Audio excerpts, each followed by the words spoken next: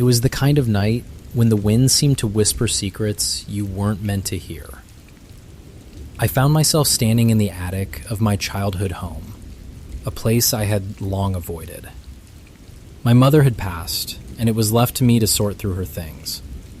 I had left this town behind years ago, but here I was, fulfilling a duty that had called me back.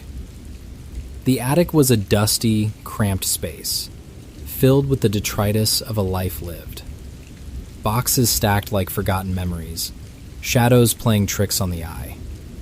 I was restless, annoyed at the dust that settled on my skin, a fine powder clinging to my clothes. But it wasn't just the dust. It was the weight of unresolved guilt. I had left my mother alone for so long, visiting only at holidays, making excuses for my absence. She had been lonely, and I knew it. It was a truth I refused to acknowledge until it was too late. As I shuffled through the boxes, I found it, a small teddy bear, its fur matted and eyes dull. I remembered it well. As a child, it had been my constant companion, a confidant in the dark. I picked it up, feeling an odd sense of comfort and unease. It had no right to be here, in this box marked for donation, but it was its presence that broke the monotony of sorting, an unexpected reminder of a past life. I felt a chill as I placed the bear on a nearby chair. It watched me with glassy eyes, strangely attentive. I shook off the feeling and continued with the task. But soon, the scratching started. It was faint at first, like the sound of claws on wood. I stopped, the air in the attic growing heavy. It was absurd to think the sound came from the bear, yet the idea wormed its way into my mind. The old guilt rose, a whisper of accusation.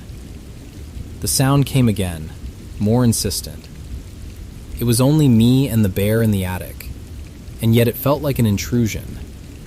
I told myself it was a mouse or the wind, rationalizing the irrational. But the bear sat there, unmoved, as if it knew something I did not. It was absurd, yet the thought clung to me. I began to question myself, pacing the narrow path between boxes, the sound always at my back. Perhaps it was just stress, the exhaustion of grief, clouding my judgment. But each time I glanced at the bear, it seemed to have shifted ever so slightly, its gaze more piercing. Finally, I could bear it no longer. I picked up the bear, intending to toss it aside out of sight. But as I held it, I realized the sounds had stopped, the room falling into an unnatural silence. I felt foolish, standing there with an old toy like a child caught in a nightmare. But there was something in the bear's eyes, a reflection of my own uncertainty. I decided to leave the attic, to put distance between myself and this absurdity. But the bear seemed to resist, a small, insignificant thing, yet heavy in my grasp. I placed it back on the chair, its presence both a comfort and a curse. As I turned to leave, the scratching resumed, now louder, relentless.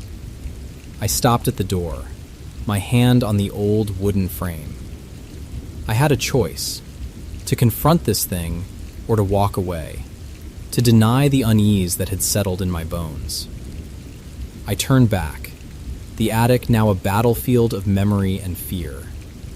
The bear sat there, unassuming, yet its presence filled the room. In the quiet, a voice came, soft and taunting. It wasn't from the bear, yet it seemed to speak for it. It spoke of the late nights, the missed calls, the silence I had given my mother. It reflected every flaw, every avoidance. My guilt was laid bare, a revelation unbidden. I approached the bear, the voice taunting me with truths. In its eyes, I saw my own reflection, hollow, disconnected, a life untethered. The horror of my neglect was mirrored in this simple toy. I felt the weight of years press down, the bear a talisman of my failures. The room seemed to close in, the shadows drawing near. The bear's eyes shone with a knowing light, a challenge issued. I had to confront my past or be consumed by it. The choice was clear. I could no longer hide from what I had ignored. With trembling hands, I picked up the bear once more, the scratching reaching a fever pitch. But I held it close, confronting the guilt, the memories, the pain. It was not the bear that was cursed, but I who had cursed myself. I took it with me, stepping into the night, the wind a mournful whisper. As I left the attic, the house seemed to settle, the oppressive weight lifting slightly. I carried the bear to my car, placing it on the seat beside me. It was a reminder of what I had failed to be, but also a promise to do better. The night was still, the stars above a silent witness. As I drove away, the bear sat beside me, its eyes now soft, the scratching a distant memory. I felt the scar of guilt, but also the chance for healing. The road ahead was long, but I would face it. The bear a silent guardian on the seat beside me, its presence a reminder of the past and the possibilities of forgiveness.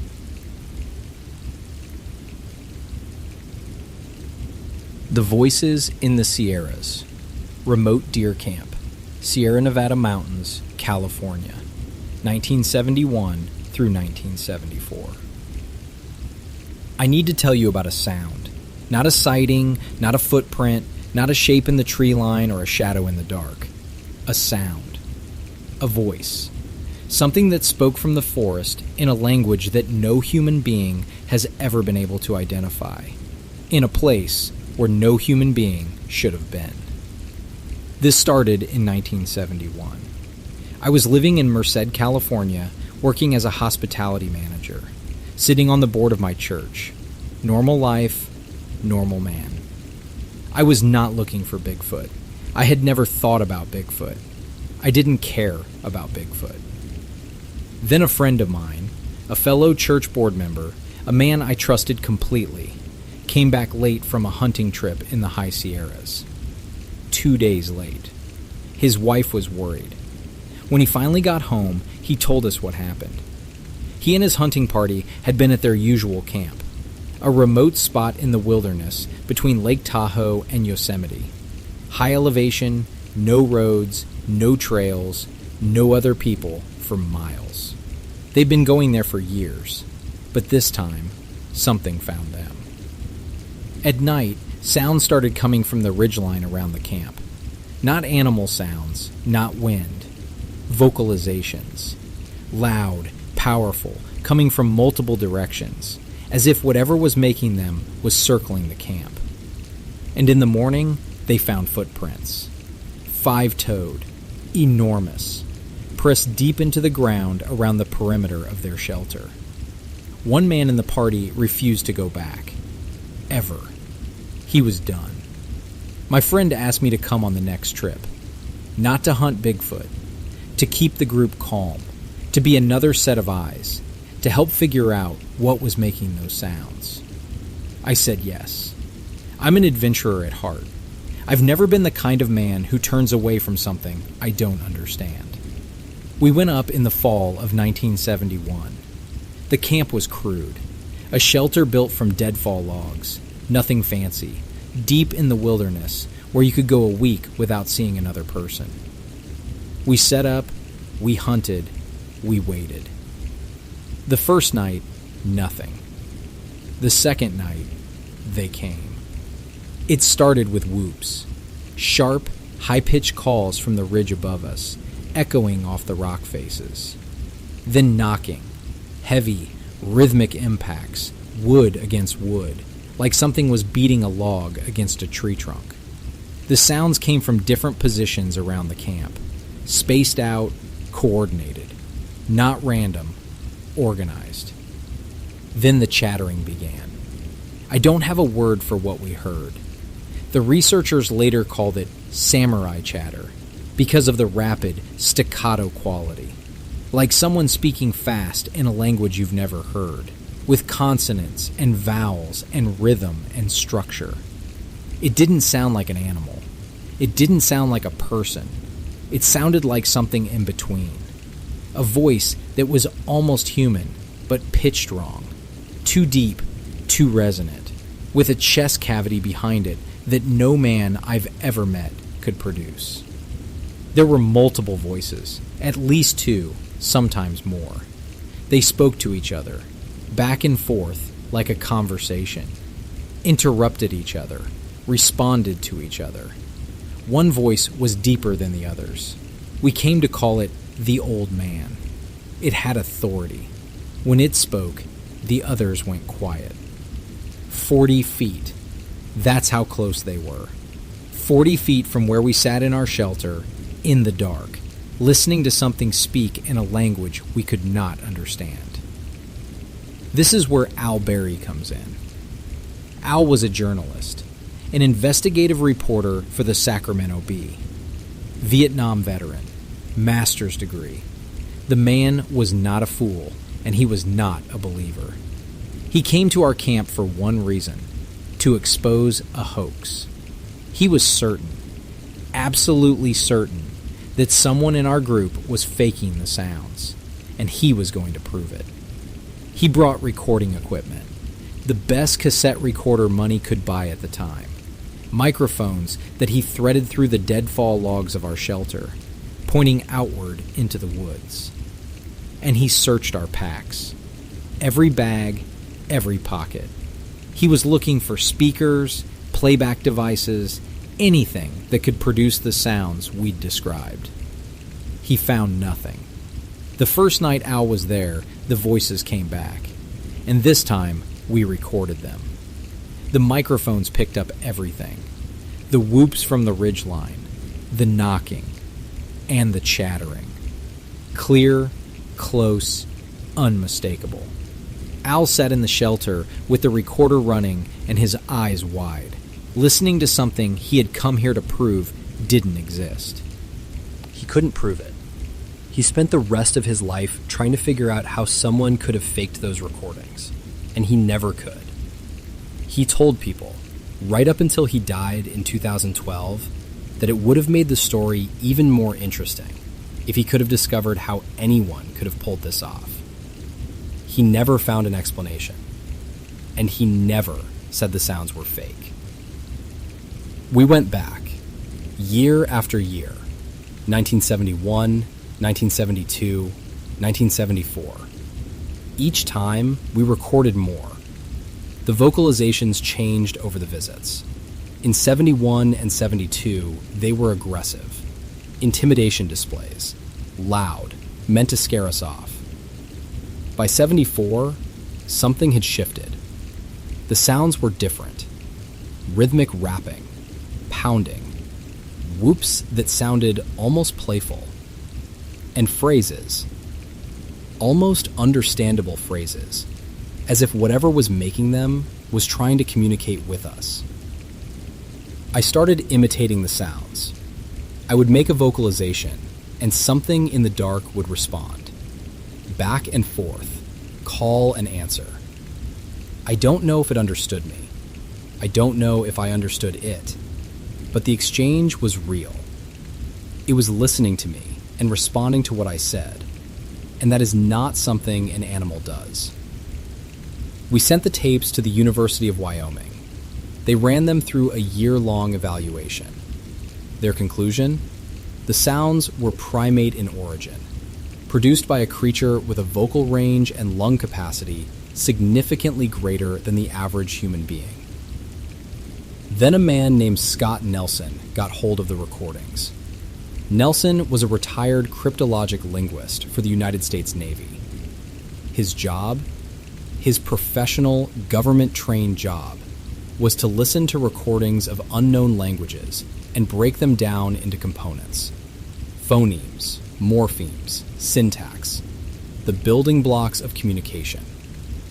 He had spent his career analyzing intercepted transmissions in languages he didn't speak, identifying patterns, finding structure. He listened to our tapes. His conclusion, in his own words, it is definitely a language. It is definitely not human in origin, and it could not have been faked. I want you to sit with that for a moment. A man who was trained by the United States Navy to identify languages. A man whose literal job was to listen to unknown communications and determine what they were. Listen to what we recorded in the Sierra Nevada mountains and told us it was a language. Not random noise. Not animal vocalizations. A language. With structure. With grammar. With intent. Whatever is in those mountains, it talks. It communicates. It has something to say. I'm an old man now. Al is gone. The tapes are digitized, preserved, available for anyone to listen to. And every time someone new hears them, really hears them, with headphones on in a quiet room, I see the same look on their face. The same look Al had the first night in camp. The look of someone hearing something that changes what they thought was possible. I don't know what they are. I don't know if they're an undiscovered primate, or a relict hominid, or something else entirely. I know that they were 40 feet from me in the dark, speaking to each other in a language that a Navy codebreaker couldn't decode, and that they've been there, in those mountains, between Tahoe and Yosemite, in the deep places where the trees are old and the silence is absolute, for longer than any of us have been alive. Listen to the recordings, close your eyes, put your headphones on, and tell me what you hear.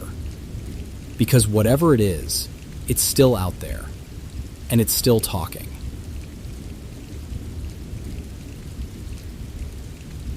I want to say something before I start, because it matters. We went looking for it. Nobody lured us into those woods. Nobody dared us. We walked in on purpose, with backpacks and flashlights and a GPS tracker that cost $40 online, because we wanted to find something that we had no business finding. I need that understood up front, because what happened to Maya is my fault, and I won't tell this story in a way that lets me pretend otherwise.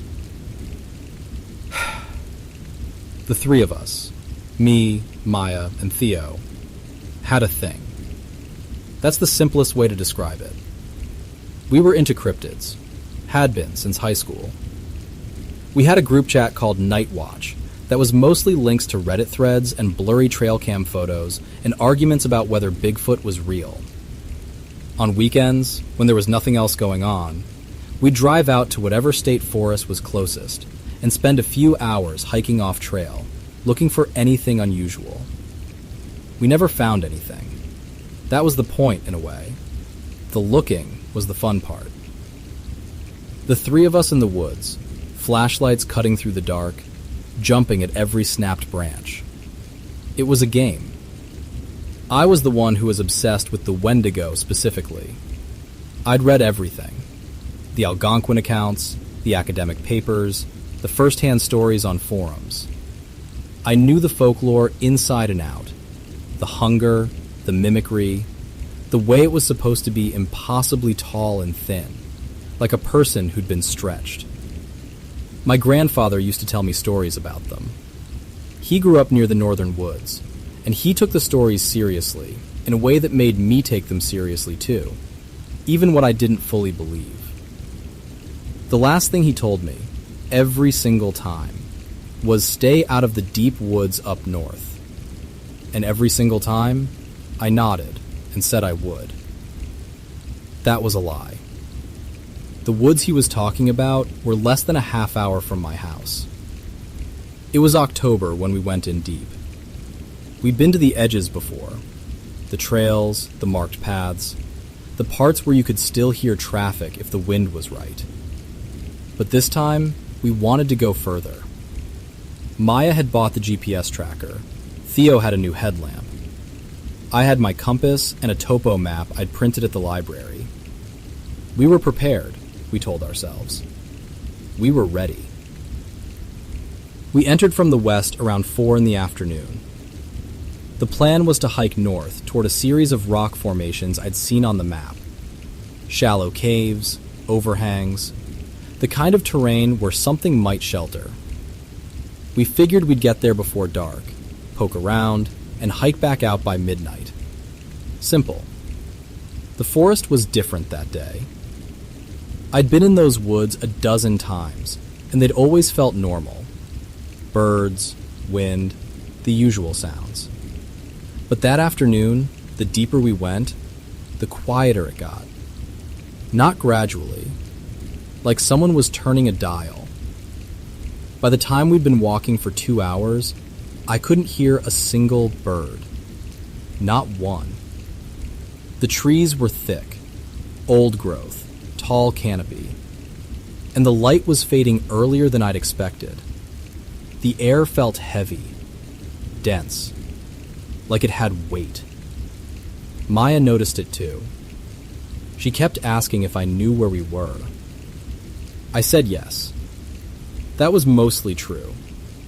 I had us on the map, heading north, but the terrain didn't look like what I'd expected from the contour lines. Everything looked the same. Trunk after trunk after trunk. The ground soft and damp. No landmarks. We found the blood just before dusk. It was in a clearing. A small one, maybe 15 feet across, where a tree had fallen and opened up the canopy. The ground was soaked, dark, wet, red-brown. And in the center of the clearing, something had been torn apart. I don't know what it was. An animal. A deer, maybe, based on the size of what was left. But there wasn't enough left to identify. It had been opened up and spread out across the ground in a way that didn't look like any predator kill I'd ever seen in a book or a documentary. It looked deliberate. It looked arranged. The smell was overwhelming. Sweet and rotten.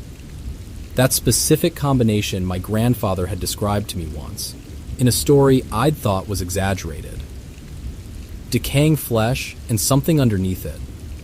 Something sickly sweet, like fermented fruit. We stood at the edge of the clearing, the three of us, not speaking. The light was almost gone. The sky through the canopy was deep orange, fading to purple, and the woods around us were silent. Not quiet, silent. The difference matters. Then I heard branches break. Ahead of us, past the clearing, in the dark between the trees. Something was moving, and it wasn't trying to be quiet. Slow, heavy steps. The sound of something large, displacing underbrush without effort. I looked into the dark, and I saw eyes. Not the red eyes from the Mothman stories I'd read about. These were different. Pale. Almost white. Set high. Much higher than a person's eyes would be. They caught the last of the dying light, and they reflected it back. Cold and flat. Like light hitting ice. The shape behind the eyes moved closer. 1 step. 2. And as it crossed into the edge of the clearing where the fading light still reached, I saw it. My grandfather's stories weren't exaggerated. It was tall. 9 feet. Maybe more. The body was human in structure, but wrong in every proportion. The torso too long, the limbs too thin, the fingers extending past the knees. The skin was pale, gray-white, pulled tight over bones that pressed outward like they were trying to escape. The face was narrow, sunken, with a mouth that hung open. And in that mouth, I I could see it, even in the near dark. It was holding something. Flesh. A piece of whatever had been killed in the clearing, still in its teeth. And in one hand, hanging by the hair, it was carrying a human head. I don't know whose it was. I didn't look long enough to process it. Maya screamed. Theo grabbed my arm, and we ran. We ran without direction. We ran through brush and over fallen logs, and through sections of forest so dark I couldn't see my own hands. Behind us, I could hear it. Branches snapping, that heavy stride, and then a sound I will hear for the rest of my life. A shriek.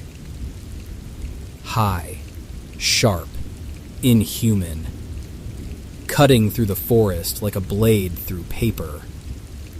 My lungs were burning. My legs were failing. But I kept running, because stopping meant dying. We found a cluster of boulders, a jumble of rocks at the base of a ridge, and we wedged ourselves into a gap between two of them. The three of us, pressed together, breathing so hard I was sure it could hear us from a mile away. We listened. The footsteps circled. Slow. Patient. It knew we were there. It was in no hurry. Branches cracked. The smell drifted in. Sweet rot. Close. Getting closer. Then a voice came from the woods. A girl's voice. Young. Scared. Calling for help. Please, somebody help me. I'm lost. Please. My blood froze. Not because of the voice, because of what I knew the voice meant. The mimicry. My grandfather told me about the mimicry. The Wendigo learns voices. It steals them from the people it takes, and it uses them to draw others in. The voice calling from the dark was not a girl. It was the thing that had eaten a girl. Maya stood up. I grabbed for her arm and missed. She was already moving, already stepping out from behind the rocks, already calling back. Hey, where are you? Are you okay? I opened my mouth to scream at her to stop, and the words didn't come fast enough. The sound that followed is something I will not describe. I will not put it into words. I will not give it that. What I will say is that it was fast, and Maya didn't finish her sentence. And when I looked out from behind the rock, she was gone. And the ground where she'd been standing was dark and wet. Theo was next to me. He had his hand over his mouth. His eyes were wide and empty, and he wasn't blinking. Then Maya's voice came from the woods. Hey guys, it's okay. It's gone. You can come out. Her voice. Her exact voice. The same inflection. The same warmth. Except Maya was dead on the ground 10 feet from us. And the thing that killed her was using her mouth to call us out. I pressed my face into the rock, and I closed my eyes. Theo did the same. We didn't move. We didn't speak. We breathed into our hands, and we waited. It tried again. Maya's voice, 3 more times, each time from a slightly different direction. Then silence. Then footsteps, moving away.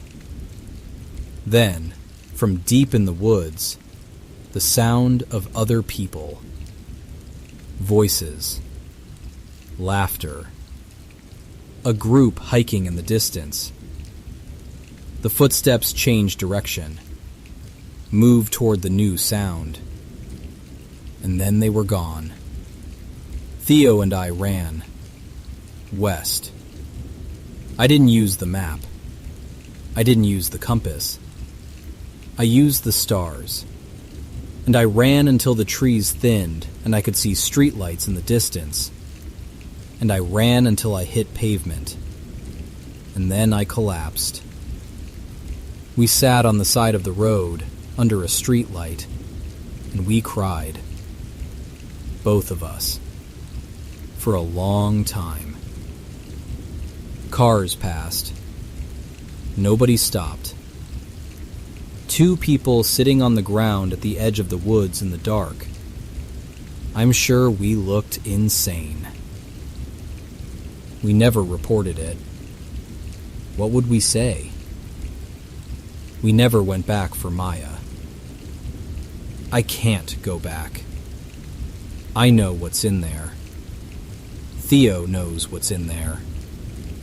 And we have not spoken about that night. Not once since it happened. When I see him, we look at each other, and there's a thing between us that has no words. And we leave it there. I think about those other voices we heard. The hikers, the laughter. I think about the Wendigo turning toward that sound and leaving us behind. I think about whether those people made it out. I don't think they did. And I think about Maya every day. I think about how she heard a girl calling for help, and her first instinct was to help. She didn't hesitate. She didn't think about herself. She heard someone in pain, and she went. That's who she was. The Wendigo knew that about her. It chose the voice it used for a reason. A scared girl calling for help. It knew exactly which of us would respond to that. My grandfather was right. He was right about everything. Stay out of the deep woods. Don't go looking for things that don't want to be found. And if you hear a voice in the forest that sounds like someone you love, someone who shouldn't be there, someone who couldn't be there, do not answer. It's not them. It's the last thing that spoke to them.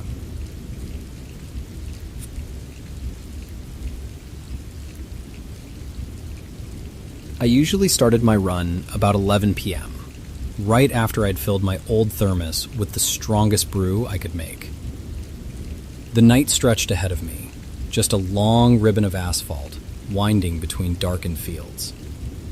Night driving ain't too bad once you get used to the quiet, and the cold gusts sneaking in through the cracked window. Cass County roads can get lonely this time of night, but that's fine by me. Less traffic means less hassle. I took a swig of coffee, feeling the warmth spread through me as I navigated my Peterbilt 579 down Route 7. The dim glow of my headlights skimmed over the familiar countryside, punctuated by the occasional silhouette of a barn or a rusted grain silo. These farm folks sure like their big dogs. You see them wandering all over, looking like they own the place. Spotting one such large form ambling across the road, I eased off the accelerator. At first glance, it seemed like one of those stray dogs from the nearby farms, its coat blending in with the shadows. I flicked my headlights, expecting it to scurry off into the brush like usual. But there it stood, pausing right in the middle of my lane, staring into the beams with an unusual intensity. Potholes were the bane of my existence, but the way this creature held its ground was unnerving. Those eyes, they didn't just reflect light, they caught it and held it, an otherworldly glow that seemed to pulse with each beat of my heart. A low, resonant growl reached my ears, rumbling through the cab of the truck, vibrating the thermos on the dashboard. As the truck rolled nearer, I could discern the figure with more detail. It was more man than beast. The shift in its silhouette sent a jolt through me, hands tightening on the steering wheel. I saw shoulders that were too broad, legs that stood firm like pillars. The smell of diesel stuck to my clothes and skin, a familiar comfort, but it did little to anchor me in the face of this sight. I slammed on the brakes, the tires screeching against the asphalt, and fumbled for the radio. Fingers danced over the dials, knocking it out of its cradle as I tried to get a hold of anyone on the other end. Come on, I muttered, urging the static to clear. But all I got was a burst of white noise, sharper than the cold cutting through my open window. The creature moved closer, its eyes unwavering, sharp claws leaving scratch marks across the truck's door as it passed. Metal screeched under its touch, a grating sound that seemed to echo in the stillness around. My breath caught, condensing in the frigid air as I watched through the side mirror, the hairs on my arms prickling upright. The truck's engine hummed on, a steady, grounding presence that vibrated the cab like a heartbeat. There was a rhythm there, in the ticking of the cooling engine and the thrumming in my ears. I dared a glance into the side mirror again, heart in my throat, where those eyes, glowing and unyielding, still reflected back at me. And there it stopped, frozen in that captured moment, the night still, the world asleep, leaving me there on Route 7. Just me, the road, and the steady beat of the wheels.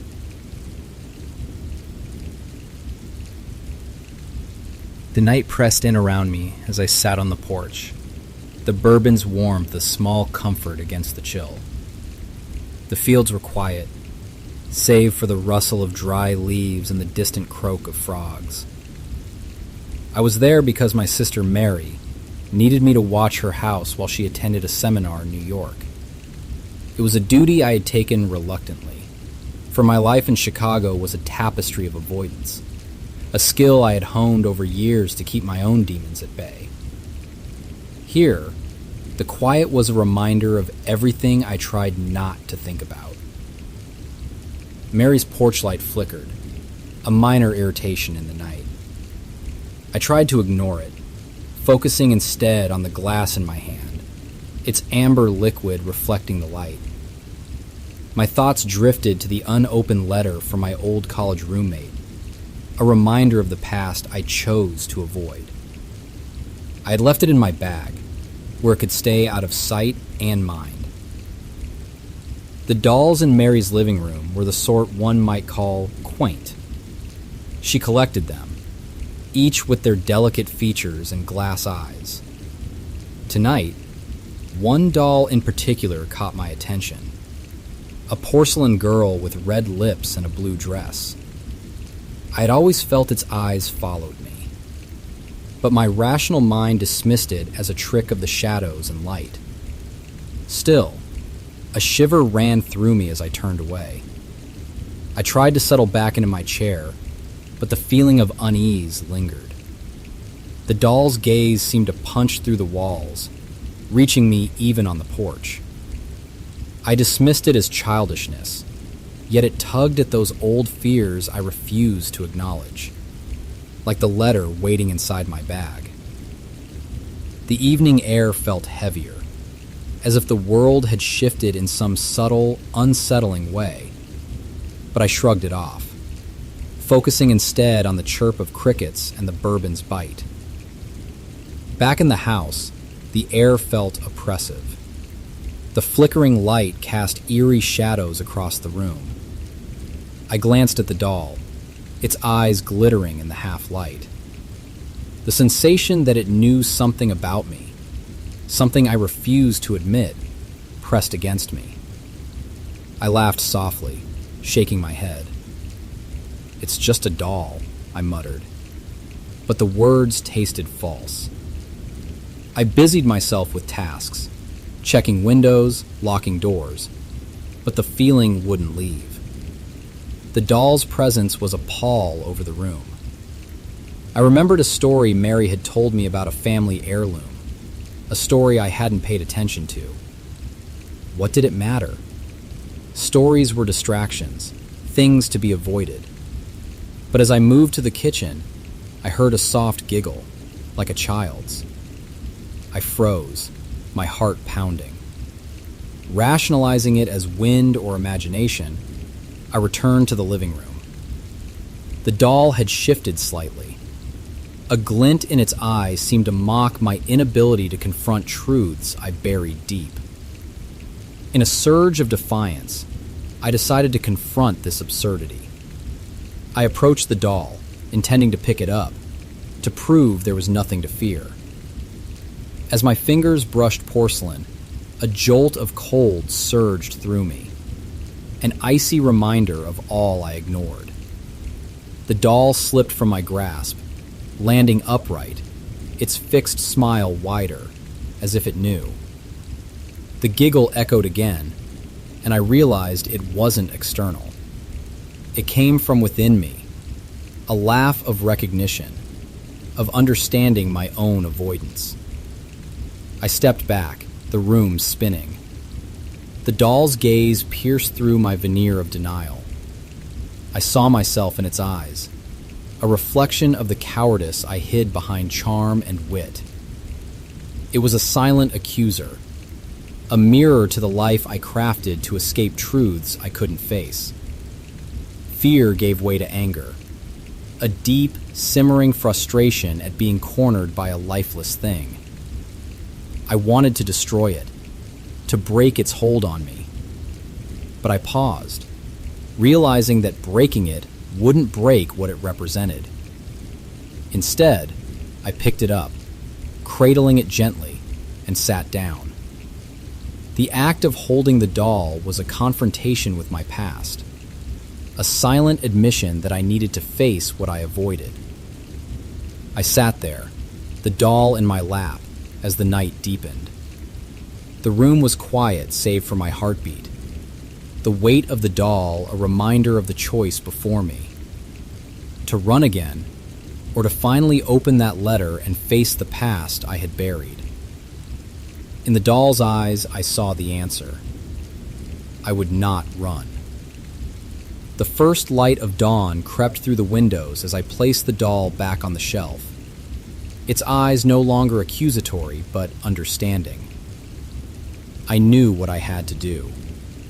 The letter would be opened, my past confronted.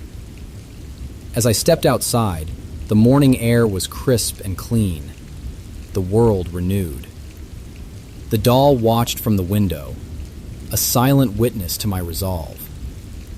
I walked toward my car, the letter in hand, the doll's gaze at my back. The curse was never the doll itself. It was the fear of facing oneself. And in that recognition, I found my scar, a mark of change. The road ahead was uncertain, but I would no longer be a passenger in my own life.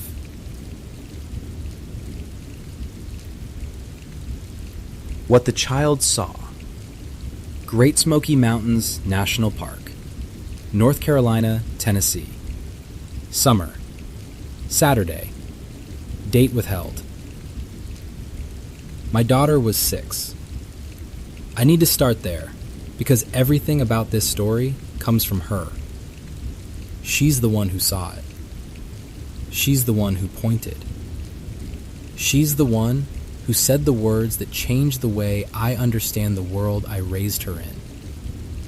I was just the adult standing next to her, looking where she was looking, and seeing what she'd already seen.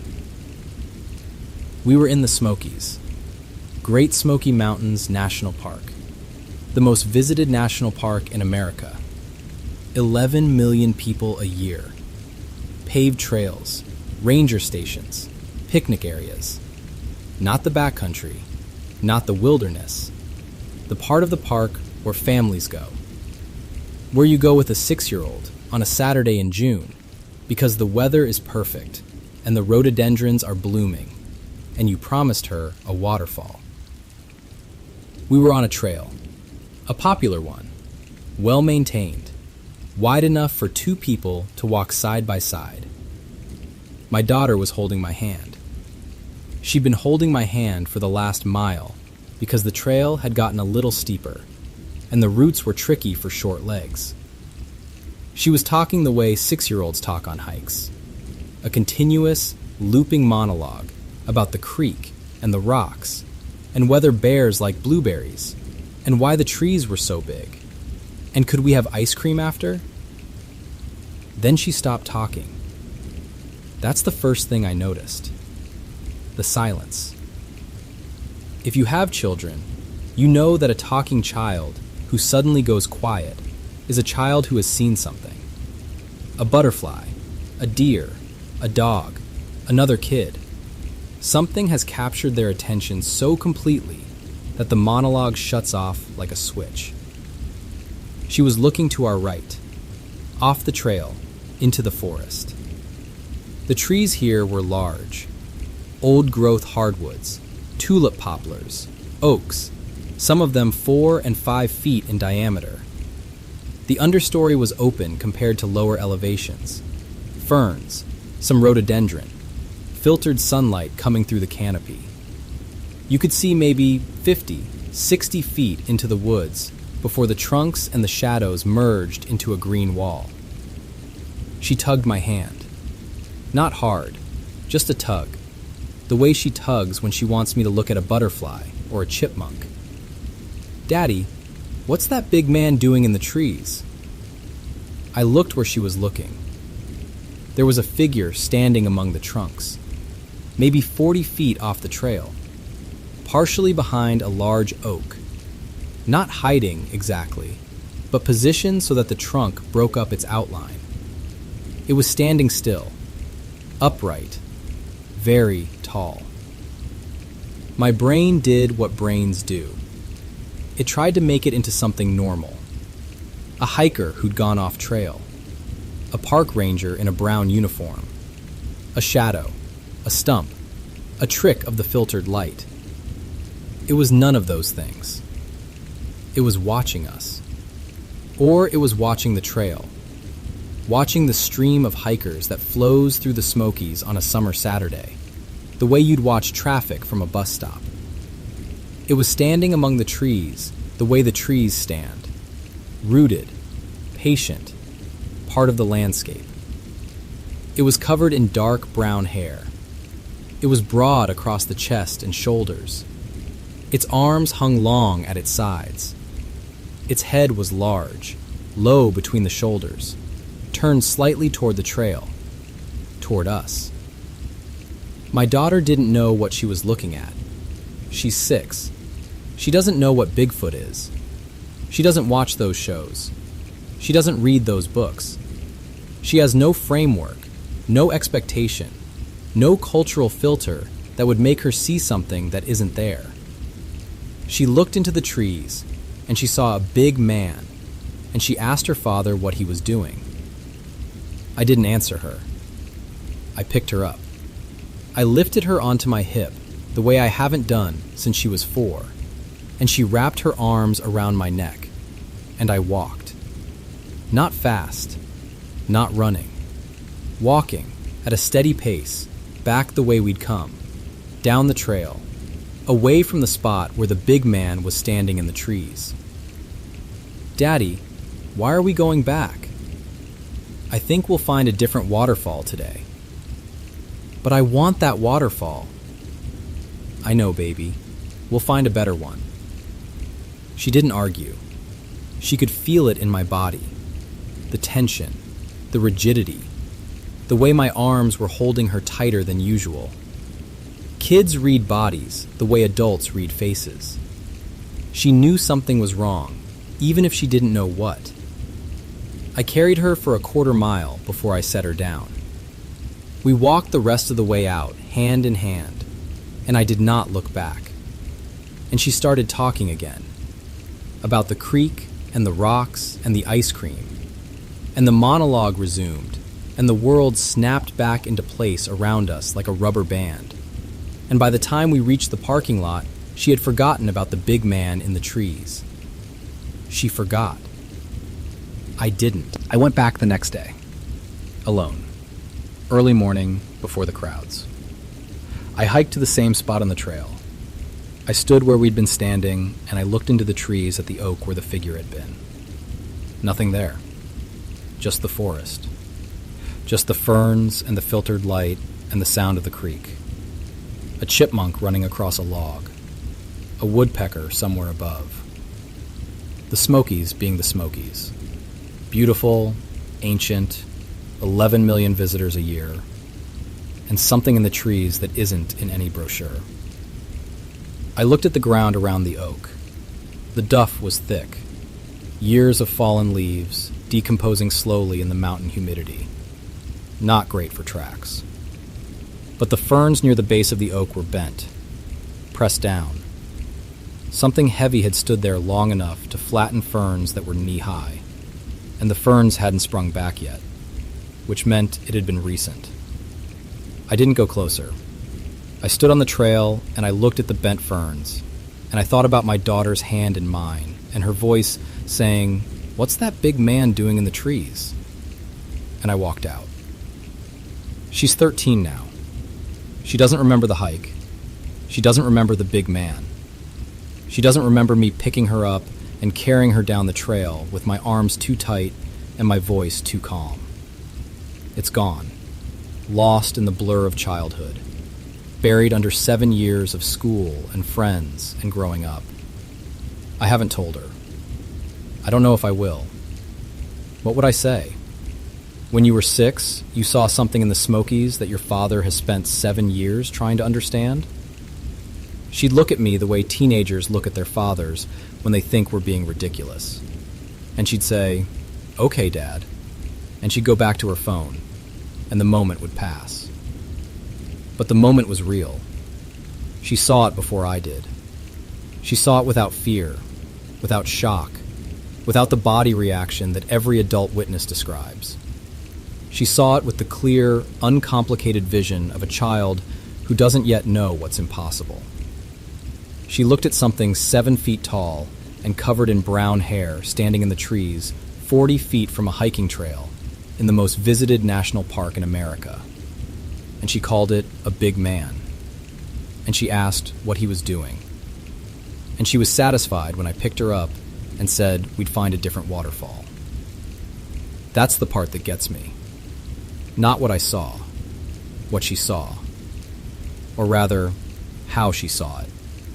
Without terror, without awe, without any of the weight that every grown-up who's had this kind of encounter seems to carry afterward. She saw it the way she'd see a deer, or a park ranger, or any other living thing in the forest. As part of the forest. As something that belonged there. Maybe she was right. Maybe the big man in the trees was doing exactly what big men in the trees do. Standing, watching, being part of a forest that's been his home since before the trail was cut, and the parking lot was paved, and 11 million people a year started walking past his oak tree with their water bottles and their selfie sticks and their 6-year-old daughters who see things their parents have been trained not to see. "Daddy, what's that big man doing in the trees?" He was standing there, baby. He was just standing there. And he was watching us the way we watch the deer. With patience. With distance. With the understanding that we'll pass through, and the trail will be empty again, and the forest will be his again, and everything will be quiet. He was just standing there. And you were the only one who saw him without being afraid.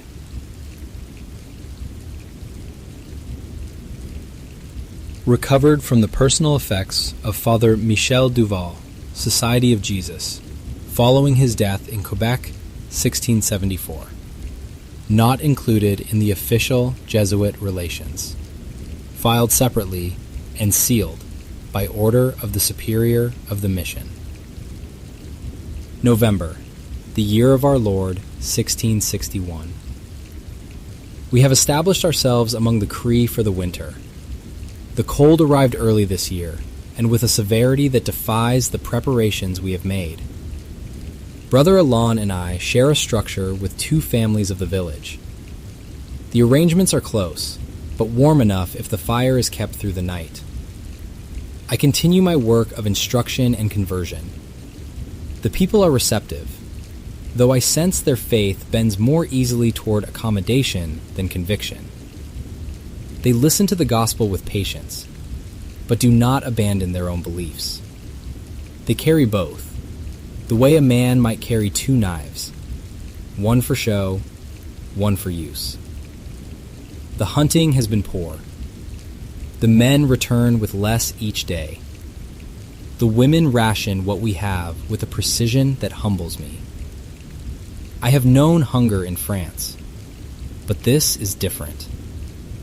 This hunger has architecture. It builds upon itself, each day adding a new room to a structure that has no ceiling. I pray. I counsel patience. I tell them God provides. I am not certain I believe it today. December. The storms have sealed us in. For 9 days, no man has left the village. The snow is higher than a man's waist, and the wind carries a cold that passes through timber and hide as if they were not there. We burn what we can. 2 families have begun dismantling their outermost structures for fuel. The food stores are nearly exhausted. A man named Ashkey has begun to concern me. He was, until recently, among the most capable hunters in the village. Strong, quiet, respected. He has not spoken in 4 days. He sits apart from the others, wrapped in furs, staring at the wall. His wife says he does not sleep. She says that when the fire burns low and the room is dark, she can hear him whispering. But when she listens closely, the words are in no language she recognizes. I offered to pray with him. He looked at me, and his eyes were not the eyes I have come to know over these months. They were flat, remote, as if the man I had spoken with many times was standing behind a window that had frosted over, and what was looking out at me was the frost itself. He declined my offer. He declined it by turning away and resuming his whisper. December continued. I must record what has happened, though my hand resists the writing. Ashkey's wife came to me before dawn. She was shaking, and she would not meet my eyes. She told me that in the night, Ashkey had risen from his furs and stood over their youngest child for a long time. She said he was looking at the child the way he looks at a deer he has killed. She said she spoke his name 3 times, and he did not respond. On the 4th time, he turned to her and smiled, and the smile was wrong. She used a word in her language that I have heard the elders use. I asked Brother Alon to translate. He said the word means the hunger that wears a man's face. The elders convened this morning. They did not invite me, but I watched from the entrance of the lodge. The discussion was long and conducted in low voices. Several of the older men spoke with an urgency I have not seen in them before. They were not debating. They were confirming what they already knew. When the council ended, the eldest of them, a man whose name I will not record out of respect, came to me. He told me that Ashkey was afflicted. He used the word I will render as best I can, watiko. He said it was a spirit of hunger that enters a person through the emptiness that starvation creates. He said the spirit does not cause the hunger. It replaces the person inside the hunger, it wears them. It uses their body the way a hand uses a glove. He said that once the spirit has fully entered, the afflicted person will consume human flesh. Not from desperation, not from madness, from appetite. A new appetite that belongs to the spirit, not the man. And once that appetite is fed, it does not diminish. It grows. Each feeding makes it larger. Each feeding hollows the person further, making more room for the spirit to fill. He told me they had seen this before. Not often, but enough to know the signs. The withdrawal, the sleeplessness, the whispering, the eyes changing, the way the afflicted begins to look at the people around them, not as family, not as friends, but as sustenance. He told me there was only one remedy. I told him that was not possible. I told him that the church does not permit the taking of human life to prevent a sin that has not yet been committed. I told him I would pray for Ashki. I told him God could heal any affliction. The elder looked at me with an expression I have thought about every day since. It was not anger. It was not contempt. It was pity. The pity of a man who has seen something you haven't, watching you speak with the confidence of ignorance. He said, "Your God does not know this spirit." December, later. 3 more have been afflicted. I do not understand the mechanism of transmission. It is not proximity. The 3 new cases are from different families in different lodges. It is as if the hunger itself is the contagion, spreading not through contact, but through condition, through the emptiness that all of us share in this starving place. The symptoms are identical. Withdrawal first, then silence, then the whispering. Always at night, always in a language that no one in the village speaks. Then the eyes, the flat, frosted look, the gaze that appraises rather than recognizes. And now, the looking. All 4 of them have begun watching the others. Not furtively, openly. They sit apart and they watch the people of the village move through their daily tasks. And they watch them the way a man watches an animal in a pen. Brother Alan is frightened. He has asked me to authorize a departure, to leave the village and attempt to reach the nearest French settlement. I told him the snow makes travel impossible. He said he would rather die in the snow than remain here. I told him to pray. He looked at me the way the elder looked at me, and I realized that I have become the man who offers prayer to people who need something prayer cannot provide. January, the year of our Lord, 1662. They killed Ashki last night. I was not present. I was told afterward by the elder, who came to me not for absolution, but for witness. He wanted me to know what had been done and why. He said Ashki had attempted to feed, in the night, on his own child. His wife had screamed, and the men of the village had come, and they had restrained him. And in the restraining, they had seen what he had become. The elder said Ashki's body was changing, that his limbs had begun to lengthen, that his skin had drawn tight against the bone, that his mouth was wider than it should have been, and the teeth were wrong. I asked him what he meant by wrong. He said, they were not his teeth anymore. They killed him. I will not record the method. They did it quickly, and they did it without cruelty.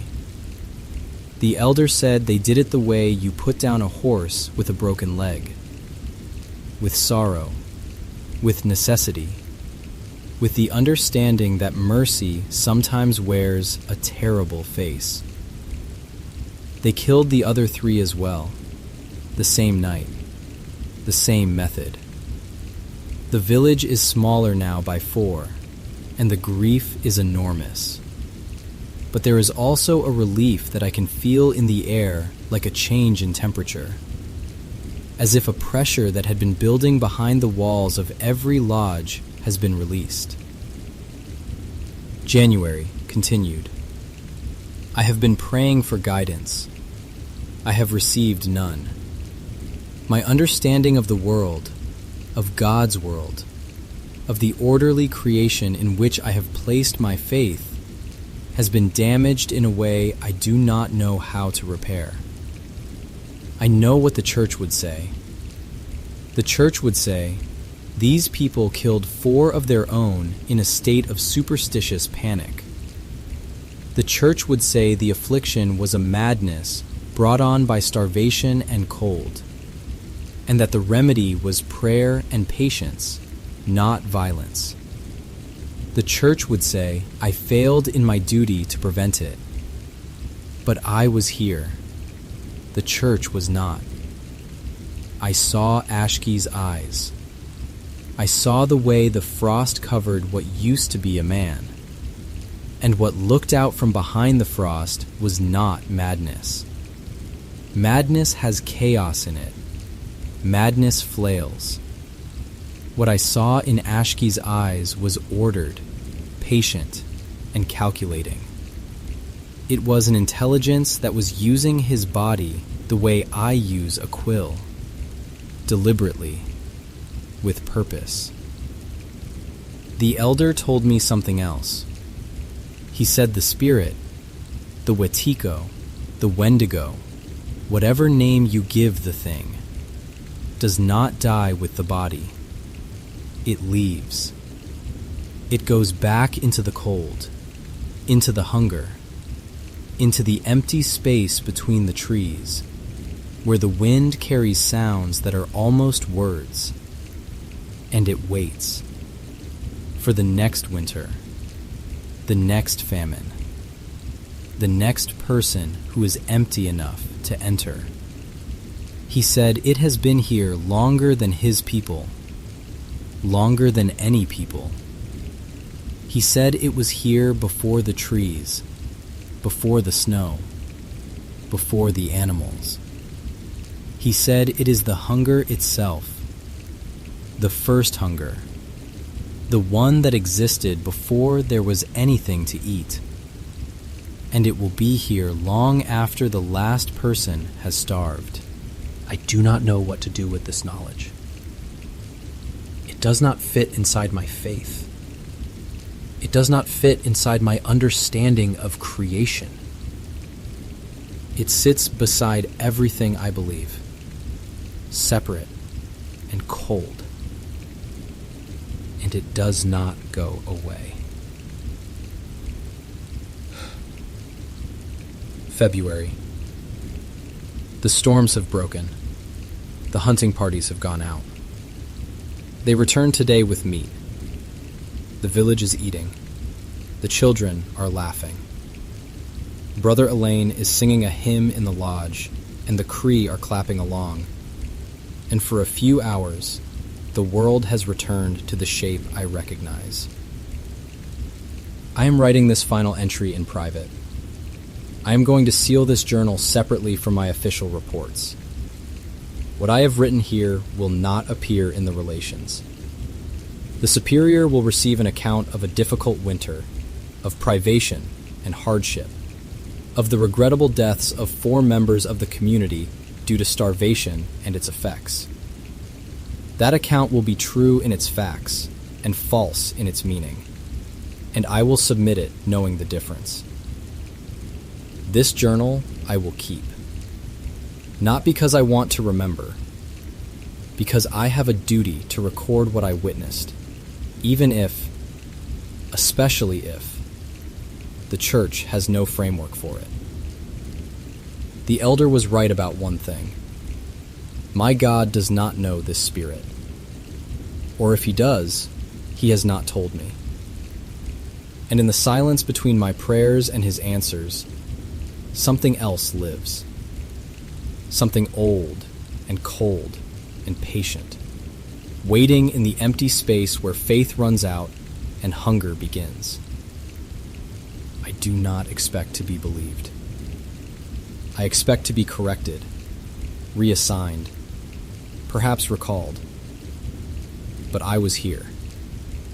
I saw the frost behind a man's eyes. I heard the whispering in a language that predates language. And I smelled the cold. A specific, particular cold, carrying a sweetness that had no source. The night they killed the four. And I knew, in the part of me that exists below theology, that what they killed was mercy, and what they were protecting us from was real. God forgive me for believing them instead of him. God forgive me for knowing the difference.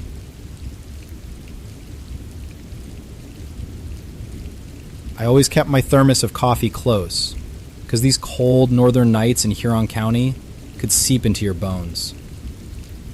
The routine of making my rounds in the remote rail yard had become second nature by now. The smell of diesel and creosote clung to me like a second skin. The wind off Lake Huron cut right through, and I could feel it sting my face sharply. The rails had a rhythm to them, almost like a heartbeat, a hum in the quiet that seemed to be broken by the distant call of a train or the rustle of leaves.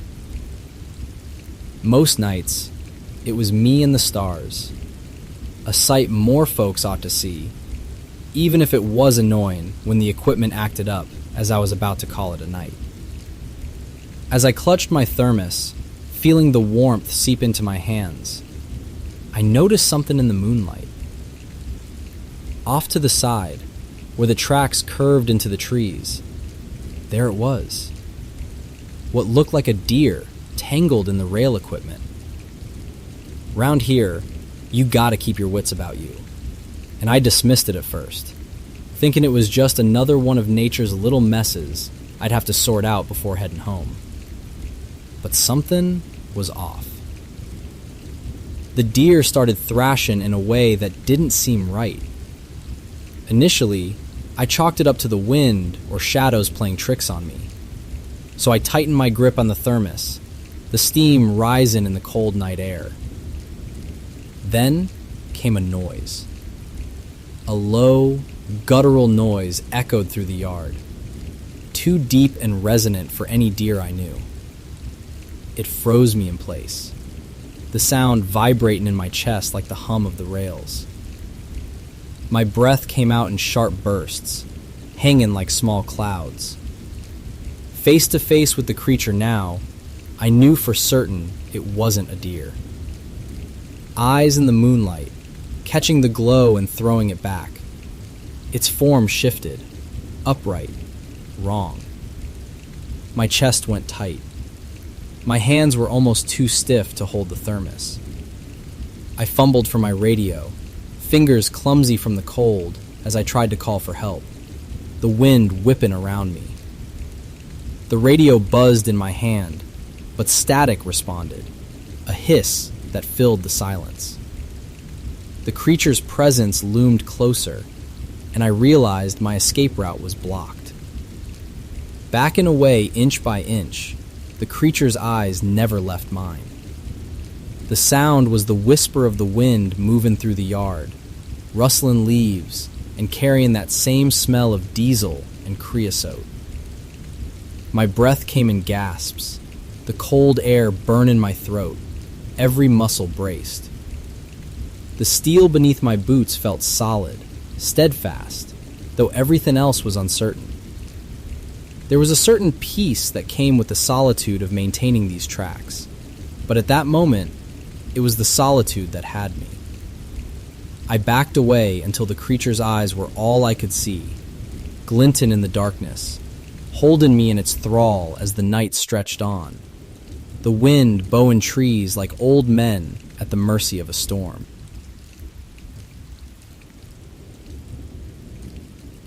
The bear arrived without a box.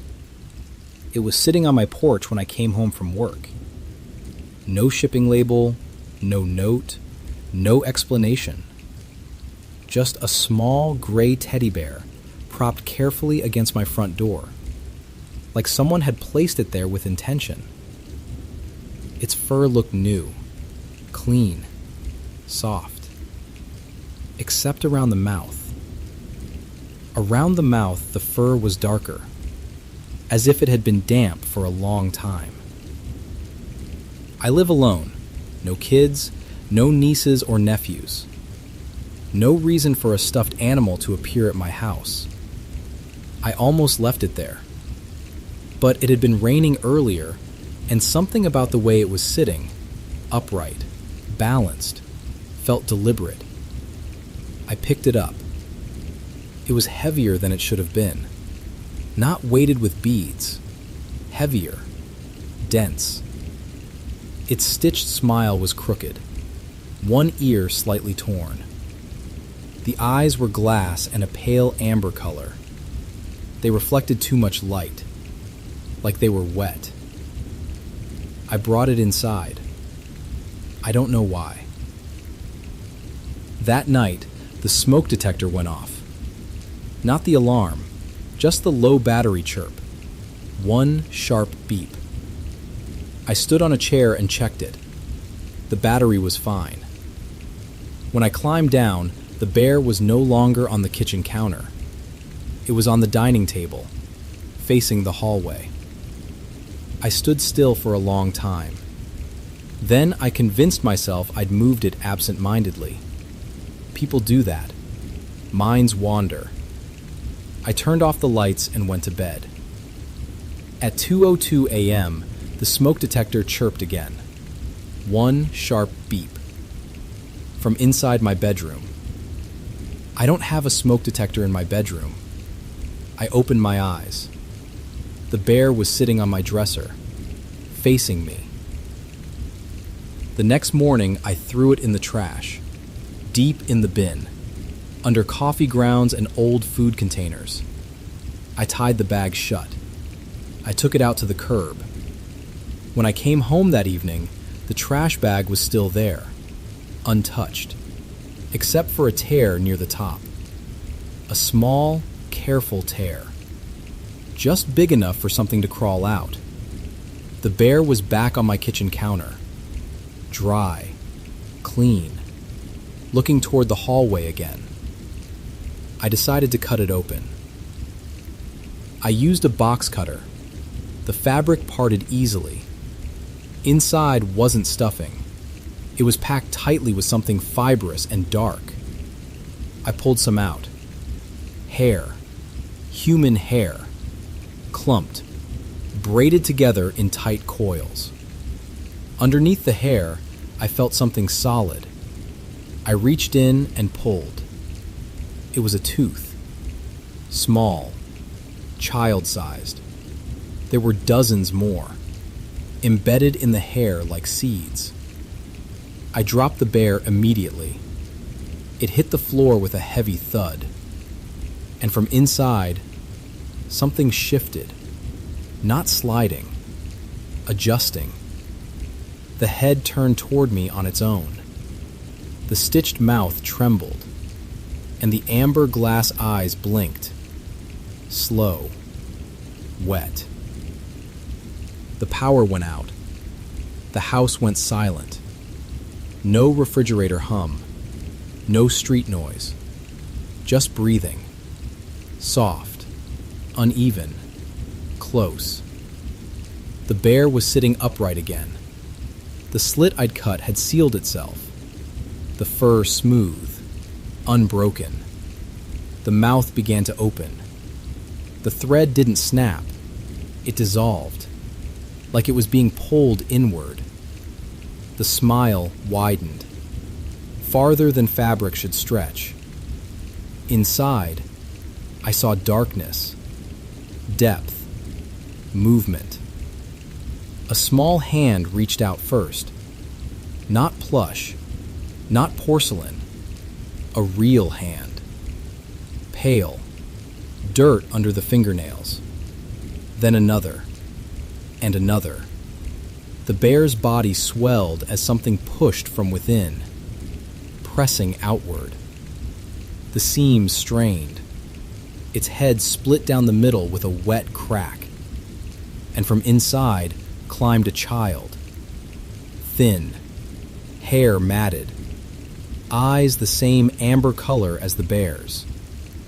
He stood in my living room, breathing softly. He looked at me. "You brought me in," he said. His voice sounded layered, like more than one throat was speaking. The empty bear collapsed behind him, flat, deflated. The boy took one step forward, and with it, I felt something tighten around my ankle. I looked down. Hair, dark strands wrapping around my leg, coiling upward. More hair spilled from the collapsed bear, flowing across the floor like liquid, wrapping my wrists, my throat. The boy tilted his head. "I needed someone who lives alone," he said gently. "No one listens." The smoke detector chirped again. One sharp beep. And I realized it wasn't a smoke detector. It was a timer. The boy's mouth opened, wider, and behind his teeth, I saw rows of tiny stitched smiles. Layered, stacked, moving. I don't know how long I've been sitting here. The hair is in my lungs now. I can feel it threading through me, growing. I'm still in my house, but I don't think I live alone anymore. There's a small gray teddy bear on my couch. Clean, soft, amber eyes reflecting too much light, waiting on the porch for someone else to bring it inside.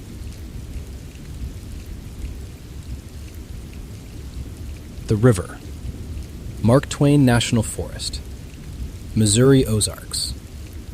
A tributary of the Current River. Sometime in the 2000s. I fish at night. That's the first thing. If that sounds strange to you, you're not from around here. In the Missouri Ozarks, catfish fishing is a nighttime operation. The big flatheads and blues come out after dark.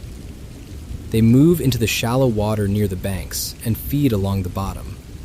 And if you know the river and you know the holes, you can sit on a gravel bar with a lantern and a lawn chair and pull them in all night. I've been doing it since I was 14. My father did it. His father did it. It's not recreation. It's what we do. The spot I'm talking about was on a tributary of the Current River, deep in the Mark Twain National Forest. You get to it by taking a Forest Service road off the highway, then a logging road off that, then walking the last quarter mile down to the water. Nobody goes there. That's why I go there. The fishing is good because the pressure is zero. No other lines in the water. No boat traffic. No noise. Just me, the river, and whatever comes to drink on the other side. I'd been fishing since about 9 o'clock. Good night. Warm, clear, no moon, which is what you want for catfish. Dark water, dark sky. My lantern was set up behind me, throwing enough light to see my rod tips and bait my hooks, but not enough to illuminate the far bank. The river was maybe 60 feet across at that point. Not wide, but deep enough in the channel that you wouldn't want to wade it without knowing where the bottom drops out. Around midnight, I heard a splash on the far side. Not a fish splash. Not a beaver tail slap. A rock. A rock hitting the water with that particular plunk. Heavy, singular, thrown. That is different from any natural sound a river makes. I've spent hundreds of nights on rivers. I know the difference between a piece of bank calving off into the water and a rock being thrown into the water. This was thrown. I looked across. I couldn't see anything. The far bank was just a wall of dark, trees and brush melting into the sky. I figured it was a raccoon knocking something loose, or maybe a kid from one of the farms upriver throwing rocks for fun. I went back to my rod. Another splash. Closer. Not on the far bank this time. In the river, maybe 40 feet from my gravel bar. A rock, landing in the water with enough force to send a plume of spray I could see in my lantern light. I set my rod down. I stood up. "Hey!" I called across the river. My voice sounded thin against all that dark. "Hey, who's over there?" Nothing. The river, the insects, the dark. Another rock, 30 feet out. Closer. The splash was bigger, a heavier rock, or thrown harder, or both. The water where it hit was well within casting distance of my gravel bar. Whatever was throwing rocks was dialing in on my position. I want to be clear about something. Rocks don't throw themselves. Rocks don't migrate upstream. Rocks don't land in a pattern that starts far and works closer, like someone finding their range. What was happening on the far side of that river was deliberate. Something with hands was picking up rocks and throwing them at the water near me, and each throw was more accurate than the last. I turned up my lantern. Not because I thought more light would help me see the far bank. It wouldn't, not at 60 feet. But because light is what humans do when we're afraid. We make more light. We've been doing it since the first campfire. More light means more safety. That's the equation, and it's worked for 100,000 years. The rocks stopped. For maybe 5 minutes, nothing happened. No splashes, no sounds from the far bank. Just the river and the insects, and my lantern hissing in the dark. I thought about packing up. I thought about walking the quarter-mile back to my truck. I thought about all the sensible things a person should do when something they can't see is throwing rocks at them from the darkness. Then I heard something wade into the water. Not on my side, on the far side. The sound of something heavy entering the river. Not jumping, not diving, but stepping in. 1 step. 2 steps. The sound of water being displaced by something with mass. Something pushing through the current with the kind of resistance that tells you, this is not a raccoon. This is not a deer. This is not a person in wading boots. This is something that is walking into a river because the river is not an obstacle. I grabbed my lantern and I held it out in front of me, as high as I could reach, trying to throw the light farther across the water. I could see the surface of the river, the current moving, the ripples catching my lantern light. And out in the middle, maybe 30 feet from my bank, I could see the disturbance. A wake. A V-shaped push of water moving toward me, steady, deliberate, like a boat. But there was no boat. There was just the wake, and the sound of heavy steps in water that was getting shallower with every step. It was crossing the river. It was coming to my side. I ran. I didn't grab my gear. I didn't reel in my lines. I didn't fold up my chair or pack my cooler or do any of the things I've done 1,000 times at the end of a night's fishing. I left everything. Rod, tackle, lantern, chair, the whole setup. and I ran up the bank and down the logging road in the dark, stumbling over roots and ruts, the beam of my phone flashlight bouncing off the trees until I reached my truck. I got in. I locked the doors. I started the engine. I turned on the headlights. I sat there for 15 minutes, engine running, high beams pointed down the logging road toward the river. Nothing came up the road. Nothing appeared in the light. The forest was dark and still and absolutely silent in the way that forests are silent when something large has recently been in them and everything small is still hiding. I drove home. I went back the next day, in daylight, with a buddy. We walked down to the gravel bar and found my gear, right where I'd left it, undisturbed. The lantern had burned out. The chair was still standing. My rods were still propped in their holders, lines still in the water. On the gravel bar, between my chair and the water line, we found tracks. Not mine. I'd been sitting in the chair, and my boot prints were behind it. These tracks were in front of it, between the chair and the river. Bare feet. Large. Much larger than mine. The impressions were deep. Whatever made them was heavy. And the toes were splayed wide, the way toes spread when you're walking on uneven ground. 5 toes on each foot. The stride was long. Longer than my buddy could match, and he's 6'2". Something had come out of the river, walked up onto my gravel bar, and stood between my chair and the water, while my gear was still set up, while my lantern was still burning. Maybe while I was still running up the logging road, maybe just after. It had crossed the river to where I was, and when it got there, I was gone. My buddy looked at the tracks and looked at me and said, "What do you think that is?" And I said, "I think that's why I'm never fishing that spot at night again." I haven't been back. The gear is replaced, rods aren't expensive, and I've got more lawn chairs than any man needs. But that spot on the current river tributary, the one with the deep holes and no pressure and the gravel bar where the flatheads come in at midnight, that spot belongs to something else now. Something that throws rocks to find your range and then walks across a river to introduce itself. I still fish at night. Different spots. Closer to the road. Closer to other people. I keep my truck within sight of my chair now. Not because I think it makes me safer. If something can cross a river in the dark and leave tracks that big on a gravel bar, a truck isn't going to slow it down. I keep my truck close because running a quarter mile in the dark through the woods is the most terrified I have ever been in my life, and I am not doing that again. The rocks were the warning. I know that now.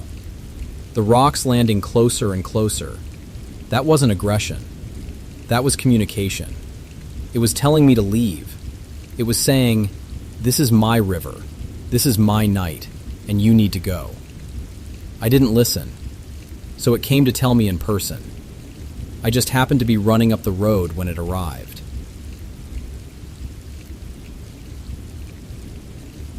I inherited a house from a dead man I barely knew, and I moved into it because I was broke. That's the short version. Here's the rest. My great-uncle Frank died in January, found in the woods behind his property in northern Minnesota. The death certificate said exposure, but my mother told me, quietly, after the funeral, like she didn't want the words to exist out loud, that when they found him, he didn't look like a man who'd frozen to death. She said there were marks on him. She didn't say what kind. Frank left the property to me. I don't know why. We'd met maybe 4 times in my life. He was the family outlier. No wife, no kids, lived alone on 40 acres of forest 2 hours from the nearest city. But I was 23. I'd just failed out of my second year of college, and I was sleeping on my buddy's couch. A free house is a free house, even if it's in the middle of nowhere. I drove up in February. The cabin was small. 2 bedrooms, 1 bathroom, a kitchen that opened into a living room with a wood stove.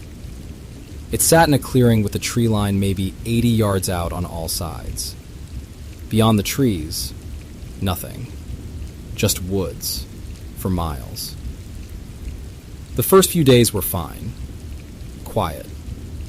I unpacked, got the wood stove going, figured out which burners on the stove worked and which didn't. The silence took some getting used to. No traffic, no neighbors, no sound at all except the wind and the occasional crack of a branch under snow. But I liked it. It felt like the kind of place where you could think clearly. And I needed to think clearly about what I was going to do with my life. On the third morning, I heard barking. Faint, coming from the woods to the east. I ignored it at first. Dogs run loose in rural areas. It was probably some farmer's hound chasing a rabbit. But it kept going. Intermittent, high-pitched, more like yelping than barking. After an hour, I put on my boots and went to look. I found her about a quarter mile in. A mutt, medium-sized, brown and white, skinny as hell. She was tangled in some deadfall, shivering, caked in mud. No collar, no tags. She looked at me with these wide, desperate eyes, and I knew I wasn't walking away. I brought her home, cleaned her up, drove her to a vet in town. No chip, no owner on record. The vet said she was malnourished but otherwise healthy, maybe 2 years old. I signed the papers and took her home. Named her Maple, because the first thing she did when we got back was pee on the one maple tree in the yard. Felt appropriate. Maple changed things. The cabin didn't feel empty anymore.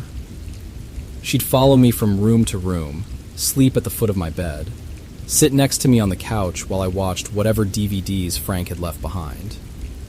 She was calm, happy, easy. The best thing about my situation, honestly. But she was also the first one to know something was wrong. It started about a week after I found her. I took her for a walk along the tree line and she stopped cold. Just planted her feet and stared into the woods. Not barking, not growling, just staring, with her ears flat and her tail tucked.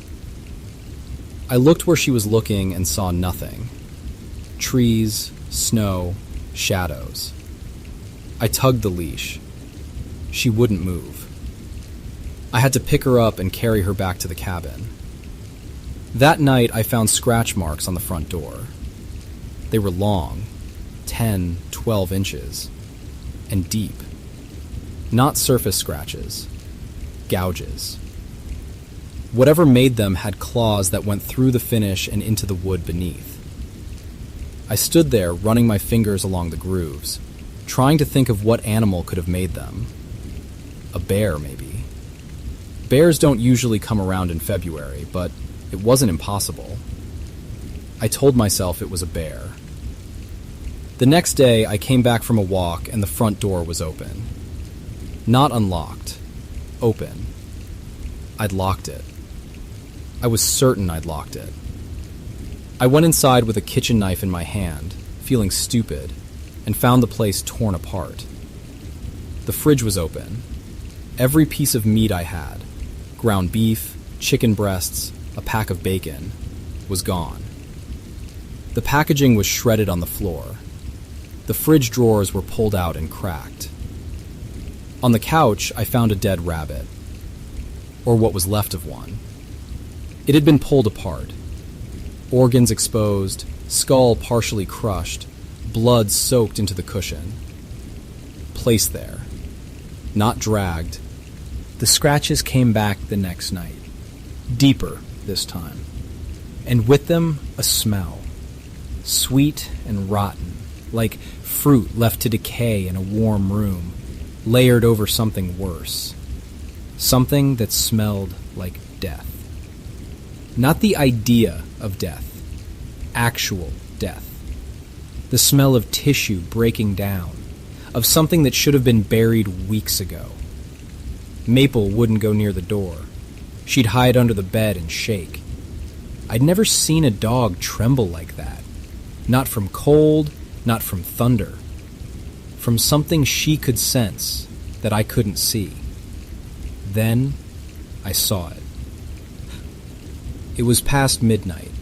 Maple had woken me up, whining, pressing herself against my legs. I went to the front door and looked through the window. It was standing at the edge of the clearing. Tall, impossibly tall, 8 feet at least. Its body was thin, gaunt, like something that had been starving for a very long time. The skin was pale, stretched tight over bones that jutted at wrong angles. It had arms that hung past its knees, and its head had antlers. Wide, branching antlers, and beneath them, a face that looked like a skull with skin pulled over it. Dark hollows where the eyes should have been. It was looking at the cabin. I grabbed the shotgun. I racked a shell. Maple was behind me, pressed flat against the floor, not making a sound. The thing outside didn't move. It just stood there, at the edge of the dark, perfectly still. And I could feel it watching me through the door, the way you feel heat from a fire. Constant, close, patient. I fired 2 rounds through the door. I heard a sound. Not a scream, not a howl, something between the two. And when I looked through the window again, it was gone. Drag marks in the snow, heading into the trees.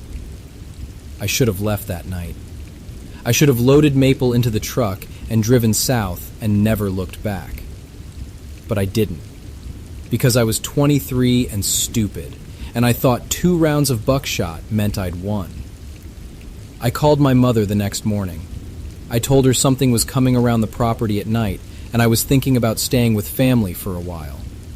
She said I could come to her sister's, my Aunt Claire, who lived about 40 miles south. I packed a bag, put Maple in the truck, and drove. Claire was glad to see me. She lived alone since her divorce, and she liked the company. She made dinner. We talked. I didn't tell her what I'd seen. I said there were animals getting into the cabin and I wanted to sort it out before I went back. She didn't press. Maple settled in on the rug by the fireplace. For a few hours, everything felt normal. Around 10 that night, Maple started whining.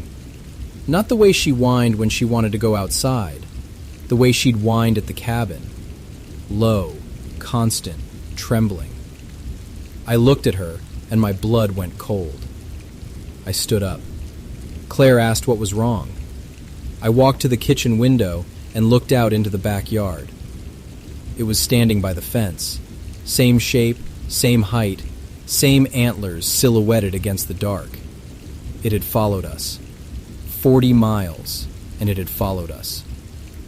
I told Claire we needed to leave. She asked why. I said there was no time. She looked at me like I was losing my mind, and then she looked past me, out the window, and she saw it. She screamed.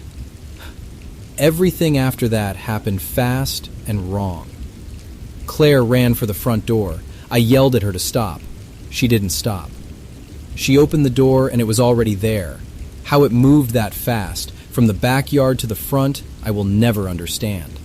And it was standing on the porch, and it opened its mouth, and the sound it made was not something that should exist in the world. I won't describe what happened to Claire. I can't. Maple was barking. I was screaming, and Claire was gone. Just gone. In seconds. I grabbed Maple. I went out the back. I ran. I ran through the yard and over the fence and into the woods behind Claire's house. And I didn't stop running until my lungs were burning and my legs gave out and I collapsed against a tree with Maple pressed against my chest. Both of us shaking. Both of us silent. I spent the rest of the night under that tree. I didn't sleep. I didn't move. I listened to the woods, and I waited for it to find me, and it didn't. When the sun came up, I walked to the nearest road and flagged down a car. The next 3 days, I spent in the county library. I know how that sounds. My aunt was dead and I was reading books. But I needed to understand what I was dealing with, because running hadn't worked. I read everything I could find: mythology, folklore, Algonquin accounts, and I found a word that matched what I'd seen: Wendigo. The books said fire. Some said silver. One account, old and handwritten, shelved in the local history section, said you had to take the heart.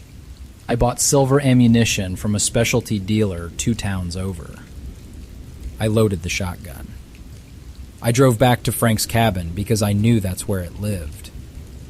That's where it had always lived. That's why Frank died in those woods.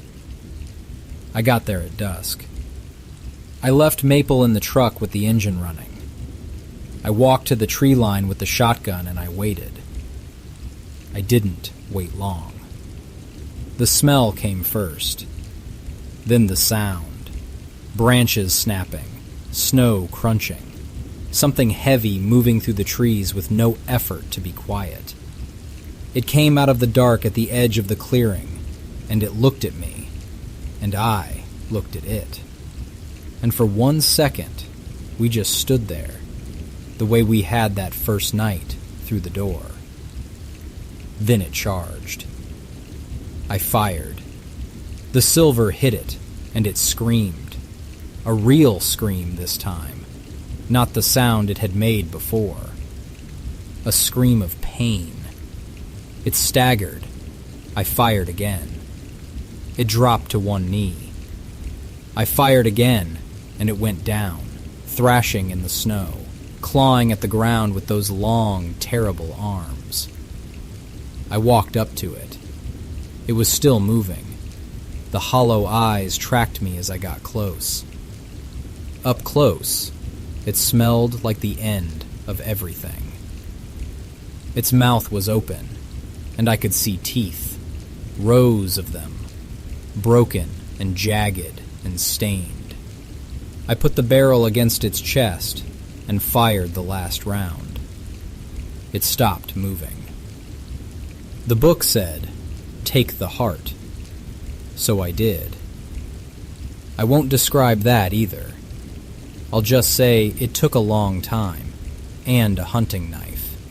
And when I finally pulled it free, it was black and dense, and it pulsed once in my hand before it went still. I drove to a church the next morning. I don't go to church. I haven't been to church since I was 12. But the book said consecrated ground, so I found a church with a cemetery, and I buried the heart in the far corner, under a tree, where nobody would dig. I put 2 stones on the grave, one for Frank, one for Claire.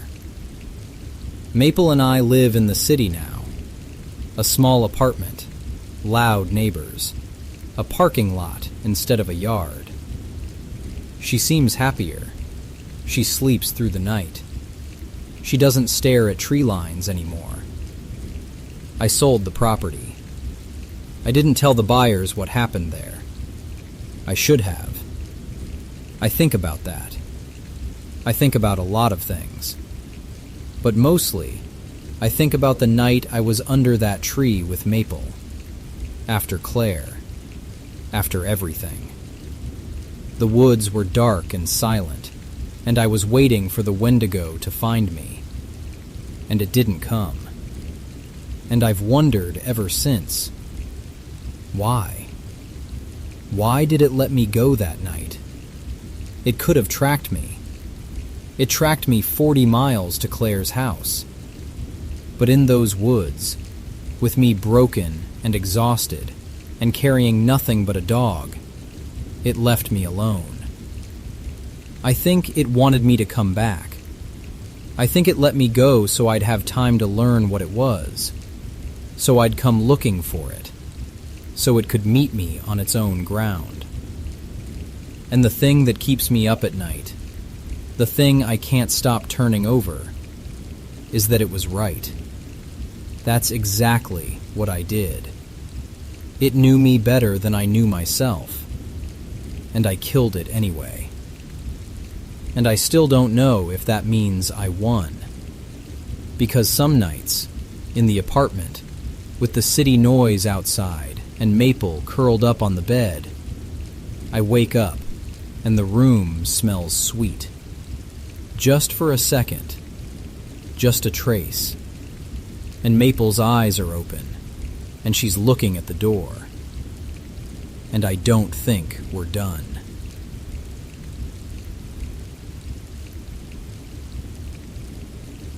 I first saw the Dogman roughly 20 years ago.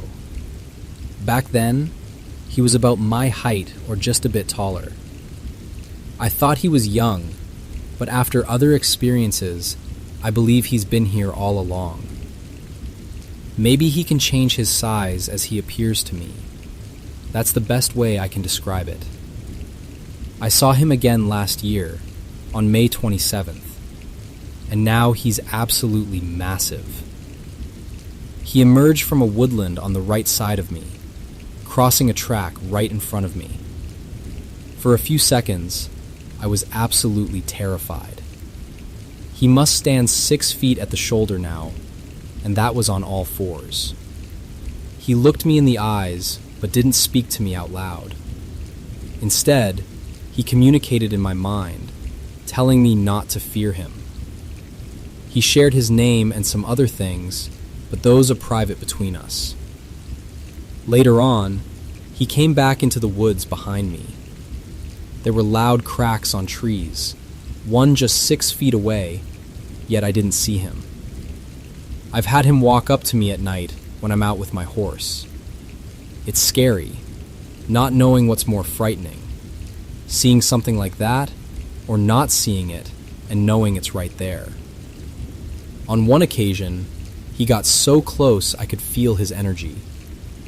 I braced myself for a sound, a huff or snort in my face, but there was nothing. I believe he could have easily hurt me or my animals, but he hasn't. I've come to think of him as a guardian of this ancient place that I love. I feel he knows I'm connected to this land. He's watched me grow up. When I'm in the woods, I talk to him out loud, thanking him for keeping me and my dog safe. He's massive, and if he stood upright, he'd be at least 10 feet tall. I believe he didn't stand up during our encounters because he knew I couldn't handle it. A creature that size, even telling you not to fear, would be overwhelming. There's also another one, a black one. I've had 2 encounters with her. I say her because she appeared to have breasts, not like a human's, but they were there. She's tall, slim, and absolutely jet black. Once, she walked past our sitting room window while my dad and I were watching TV. I'm not sure if she's jealous of the relationship I have with the other one. I suspect he looks after me from either her or something else. My mom had 2 encounters, one of which I mentioned before. I've had 2 encounters with him and 2 with the female. Maybe that's it for me. Maybe I'll never see them again. It's incredible to witness these things, yet they are the ultimate monsters, not meant to exist. It makes you wonder what's out there, walking beside you, without you knowing, until it chooses to show itself. This experience has changed my life. I've done research, explored different ideas, and opened myself up to many possibilities. It's been a very interesting journey, keeping me on my toes.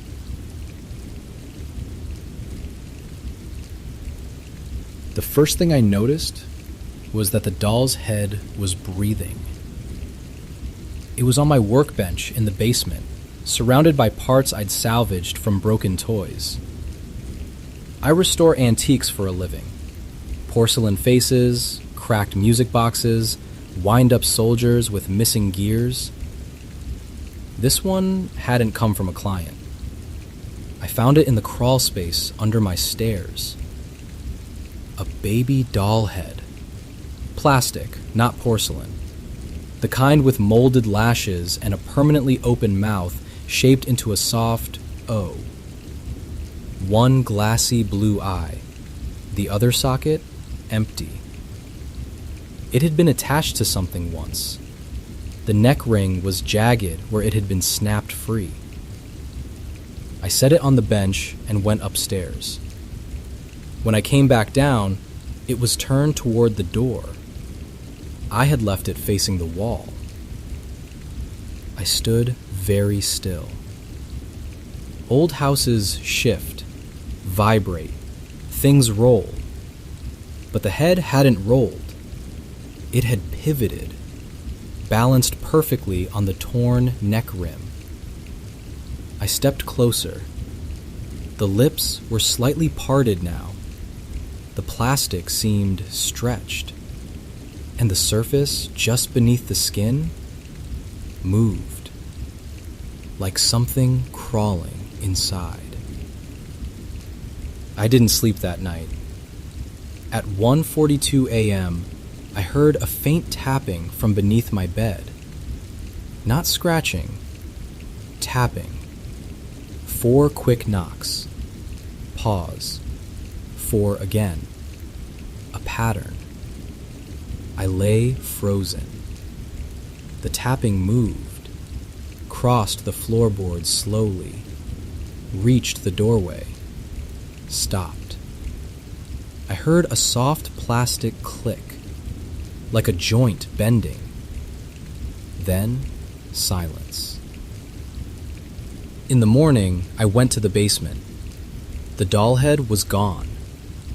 In its place were 6 thin metal rods, arranged neatly on the workbench, bent slightly at the ends. I recognized them. They were the armature pieces from a vintage marionette I had disassembled weeks ago. I never left them out.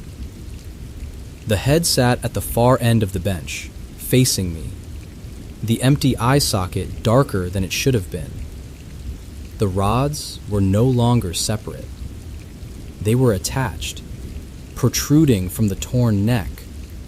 6 of them, splayed outward, like legs. I stepped back. The rods shifted, tiny, precise adjustments, testing balance. The head tilted, one glass eye fixed on me. It began with the stairs. That evening, I heard something moving upward, metal against wood, slow, deliberate. I stood at the top landing and watched. The head emerged first, then the rods. They had pierced through the plastic neck and bent outward, giving it height. It moved with terrible coordination at first, jerking, then smoother, each rod tapping carefully on the step before transferring weight. Clack, clack, clack. The baby mouth opened wider. The hollow O stretched into something more deliberate, a smile that didn't belong on an infant's face. I ran. I slammed my bedroom door, locked it. The tapping resumed on the other side, steady, measured. It paused at the base of the door. Then, one rod slid under the crack. It probed the carpet, followed by another. The wood began to splinter. A thin metal point punched through the door just above the handle, another beside it. They worked in unison, careful, precise. I shoved the dresser in front of the door. The tapping stopped. I held my breath. Minutes passed. Then I heard it. Inside the room, a faint plastic scrape from beneath the bed. I crouched slowly. The underside of the mattress sagged slightly. Something had climbed up the frame. The bed dipped. The weight was light, but intentional. The head rolled into view beside my pillow, upside down. The rods lifted it higher until it hovered inches from my face. The empty eye socket was no longer empty. Inside it, something wet blinked. A real eye. It focused on me. The mouth stretched wider, too wide for molded plastic. The jaw split down the center, cracking, opening. Inside was darkness. Then movement. Small shapes pressed against the inner surface of the head. More doll faces, smaller, layered. Their tiny hands reached outward through the widening crack. The rods tightened around my neck, cold metal digging into skin. The head lowered itself until the cracked mouth pressed against my lips. Something inside inhaled sharply. My vision blurred. My chest felt hollow, as if something were being pulled from me. A pressure built in my throat. Then relief. Sudden, violent. The rods released. The head dropped to the floor. Still, silent. The next morning, I found it back in the basement, on the bench. The rods detached, laid neatly beside it. The crack along the jaw sealed smooth. Only one difference remained. There were two eyes now, both glassy blue, both blinking slowly. And when I looked in the mirror, I noticed something else. My mouth rested open, just slightly, shaped into a small, perfect O. And when I tried to close it, something inside resisted, testing, balancing, learning how to stand.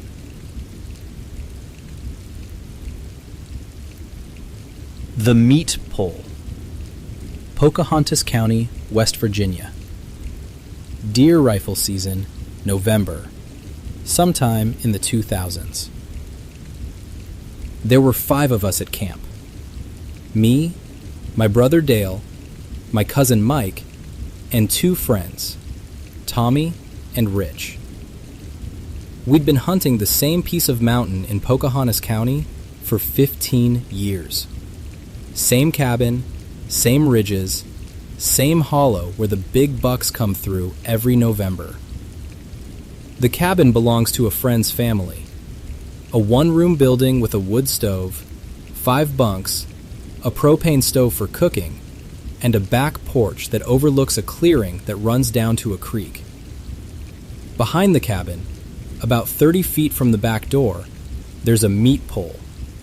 A crossbar between 2 posts, set about 8 feet off the ground, where you hang your deer to cool.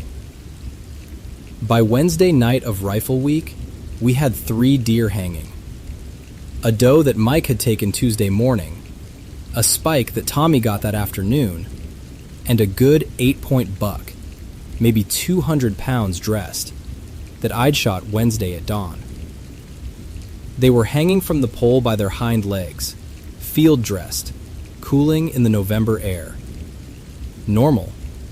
We've been hanging deer on that pole for 15 years, and nothing has ever bothered them. The occasional coyote sniffs around, but coyotes can't reach an 8-foot pole, and they don't try. We had dinner. We played cards. We had some whiskey. The usual deer camp routine. By 10 o'clock, most of the guys were in their bunks. I was still up, sitting at the table, cleaning my rifle. Dale was awake too, reading a magazine. The wood stove was going. The cabin was warm. Around 11, we heard something outside. Not an animal sound, or not any animal sound I recognized. A cracking, a thumping, a heavy scraping, coming from behind the cabin, from the direction of the meat pole. Dale looked up from his magazine. "Coyotes?" he said. "Coyotes don't make that much noise," I said. We listened. More sounds. Heavy. Deliberate. Something was at the meat pole, and it wasn't being shy about it. I could hear the pole itself, the crossbar, creaking. Something was putting weight on it, or pulling on something that was hanging from it. Mike woke up, then Tommy. Rich was still asleep. Rich could sleep through a mortar attack. 4 of us stood in the cabin, listening to something outside wrestle with our deer. "Bear," Mike said. "Season's over. They should be denning up," Dale said. "A bear that's not denned yet. It happens." "Go look," Tommy said. Nobody moved. I grabbed the spotlight, a Q-beam, the handheld kind that plugs into the truck's cigarette lighter, but we had a battery adapter for it. 500,000 candle power. You could light up a mountainside with it. I went to the back window. The window looks out onto the clearing, and from the right angle, you can see the meat pole. I pressed the spotlight against the glass to cut the reflection, and I turned it on. The beam hit the meat pole like daylight. Something was standing next to it, standing upright, facing away from the cabin, slightly turned, one arm extended upward. Its hand, and it was a hand, not a paw, I could see fingers wrapped around the hind leg, was gripping my 8-point buck. The buck was still on the pole, but the rope was strained. The creature was pulling it, pulling a 200-pound dressed deer down from an 8-foot crossbar with one arm, the way you'd pull a jacket off a coat rack. It was enormous. I don't say that word lightly. I've been around large animals my whole life. I've seen elk, I've seen moose, I've seen bears that would go 500 pounds. This was bigger. The head was above the crossbar of the meat pole, which meant it was well over 8 feet tall. The shoulders were the width of the cabin door. The body was covered in dark hair, black or very dark brown, hard to tell under the spotlight's white light. The hair was thick on the shoulders and upper back, thinner on the arms. When the spotlight hit it, it turned its head toward the window. 4 grown men stepped backward at the same time. I almost dropped the spotlight. Mike said a word I won't repeat. Tommy grabbed his rifle from the bunk. Dale just stood there with his mouth open. It looked at the cabin, at the light, at the window where 4 faces were staring back at it. It did not flinch. It did not squint. It looked at us with the flat, unreadable expression of something that has been interrupted during a meal and is deciding whether the interruption is worth reacting to. It decided it wasn't. It turned back to the deer. It pulled. The rope snapped. Not untied. Snapped. A 1/4-inch nylon rope, rated for 500 pounds, snapped like sewing thread. The buck came off the pole, and the creature caught it. Caught a 200-pound deer in one arm, the way you'd catch a sack of potatoes, and tucked it against its body. Then it walked into the tree line at the edge of the clearing. 4 steps. 5. The spotlight followed it until the trees swallowed the light. Then it was gone, and it had my deer with it. Tommy was holding his rifle. He hadn't raised it. None of us had raised a weapon. We had 5 rifles in that cabin and 3 pistols, and none of us had so much as clicked a safety off. I said, "What was that?" Nobody answered. Mike sat down on his bunk. Dale went to the window and looked out at the meat pole, which now had 2 deer hanging from it instead of 3. Tommy put his rifle back in the case, slowly. Rich, who had slept through the entire thing, rolled over and said, "What's going on?" "Nothing," Dale said. "Go back to sleep." We didn't go outside until morning. 5 hunters, 5 rifles, and we waited for daylight. I want you to sit with that. 5 men who have been in these mountains for 15 years, who have killed deer and skinned deer and tracked deer through brush so thick you can't see your feet. 5 men who are comfortable in the dark, who carry weapons, who are not afraid of the woods. And not one of us opened that back door. At dawn, we went out. The meat pole was intact except for the broken rope. The other 2 deer were untouched. On the ground near the base of the pole, the dirt was torn up. Deep impressions in the frozen mud where something heavy had stood and shifted its weight. The prints were large, very large, 5-toed. The stride between them was over 4 feet. We followed the tracks to the tree line. They went into the woods heading uphill, toward the ridge. We followed for maybe 100 yards before the terrain got steep and the brush got thick and we stopped. Not because we couldn't go farther, because we didn't want to find what was at the other end of those tracks. My deer was gone. 200 pounds of venison carried uphill through dense mountain forest by something that had snapped a 500-pound rated rope and walked away from 5 armed men without hurrying. We don't talk about it much. When we do, it's short. We don't argue about what it was because there's nothing to argue about. 5 of us saw it, 4 through the window, and the tracks confirmed it for everyone, including Rich. We still go to that camp every November. We still hang our deer on the meat pole. Nothing has bothered them since. Maybe it moved on. Maybe it doesn't need our deer.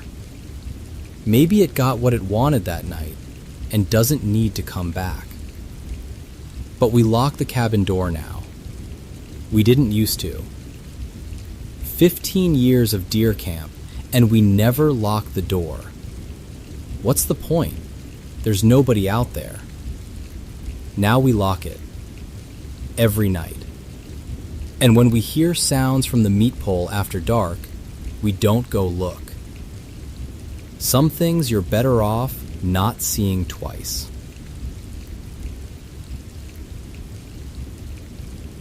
This is a debrief. I'm recording it because I don't trust myself to write it coherently, and because the officers who debriefed me at base didn't include any of what I actually said in their report.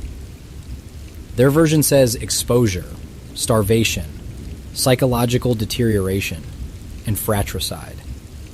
Their version is clean and explainable and fits in a filing cabinet. Their version is wrong. There were 4 of us. Me, Hicks, Paulson, and Webb. We were a recon patrol operating in a mountainous, heavily forested region that I am not authorized to name. Our mission was routine surveillance of a route through a valley. We were supposed to be out for 5 days. We were out for 19. On day 3, our comms went dead. Not gradually, completely. One transmission came through garbled, the next was static, and after that, nothing.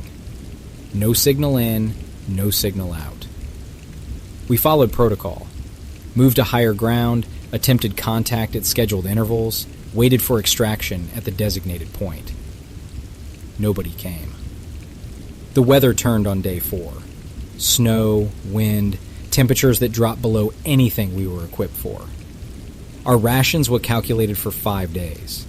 By day 8, we were eating pine bark soup and splitting a single MRE 4 ways. By day 12, we'd shot a rabbit with ammunition we couldn't afford to spend, and we stretched that rabbit across 3 days by boiling the bones twice. We found a structure on day 6. An old hunting shelter, half collapsed, walls gapped with missing boards. It wasn't much, but it broke the wind. We made it our base.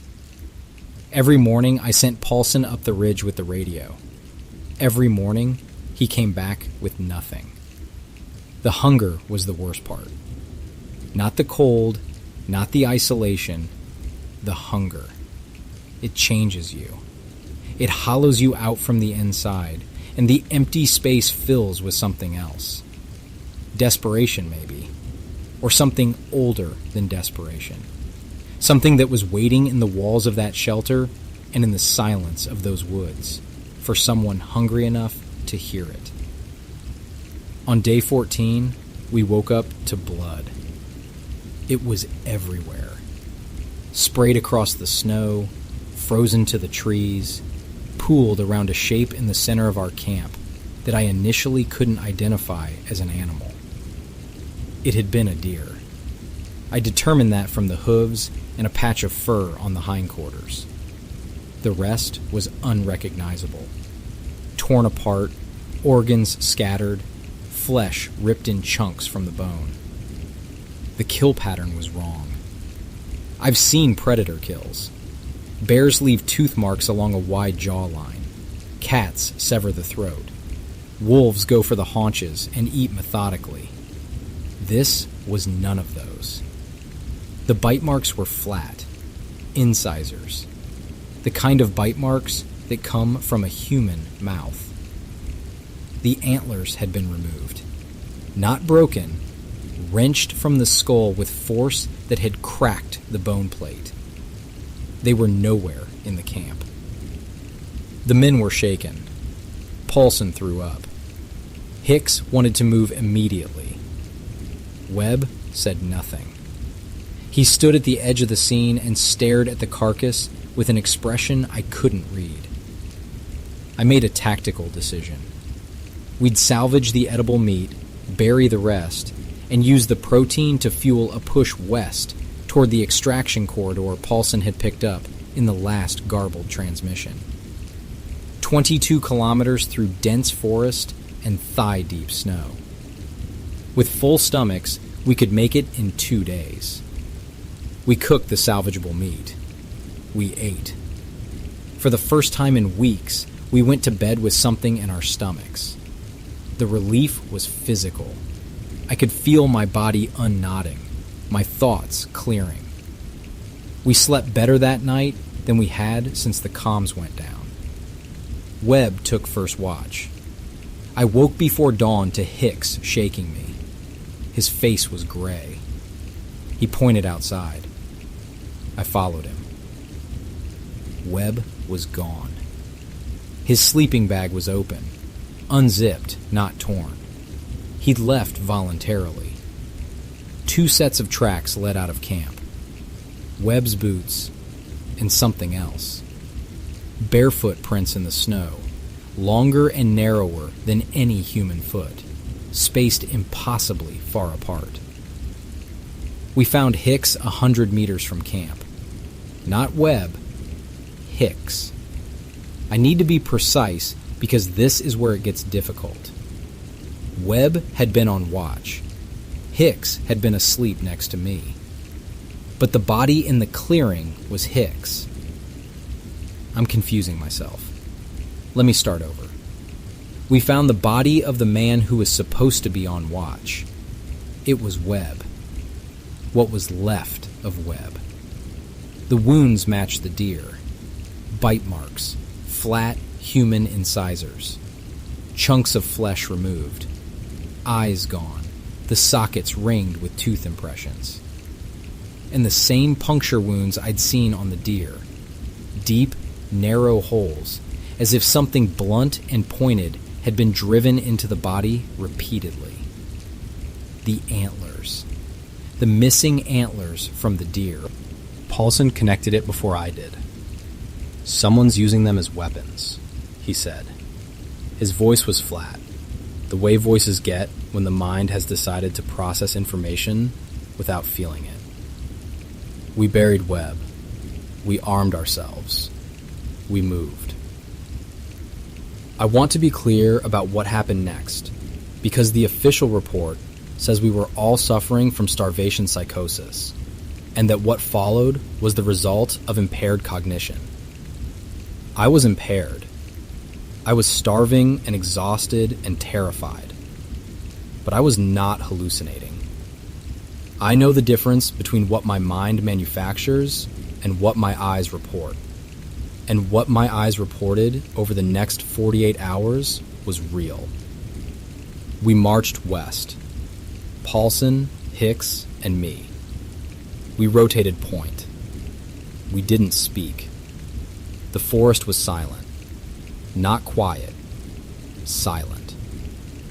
No birds, no wind, no cracking branches. The snow absorbed everything. We moved through a world that had been muted. That night, we sheltered under fallen timber. We set a watch rotation, 2 hours each. I took first shift. Nothing happened. Paulson took second. I fell asleep. I woke to screaming. Hicks was screaming.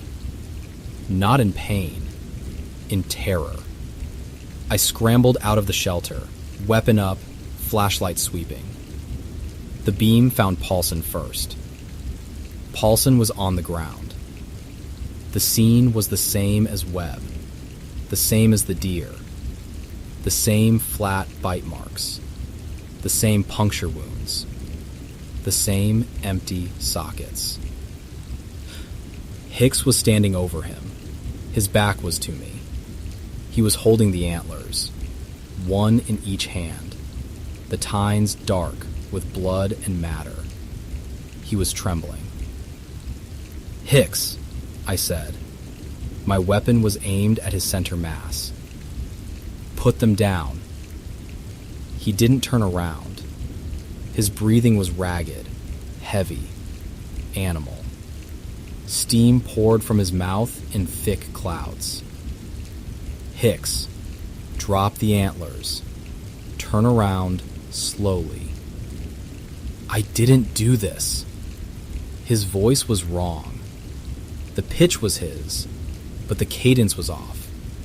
Too fast, too eager. Words tumbling out like they couldn't wait to be said.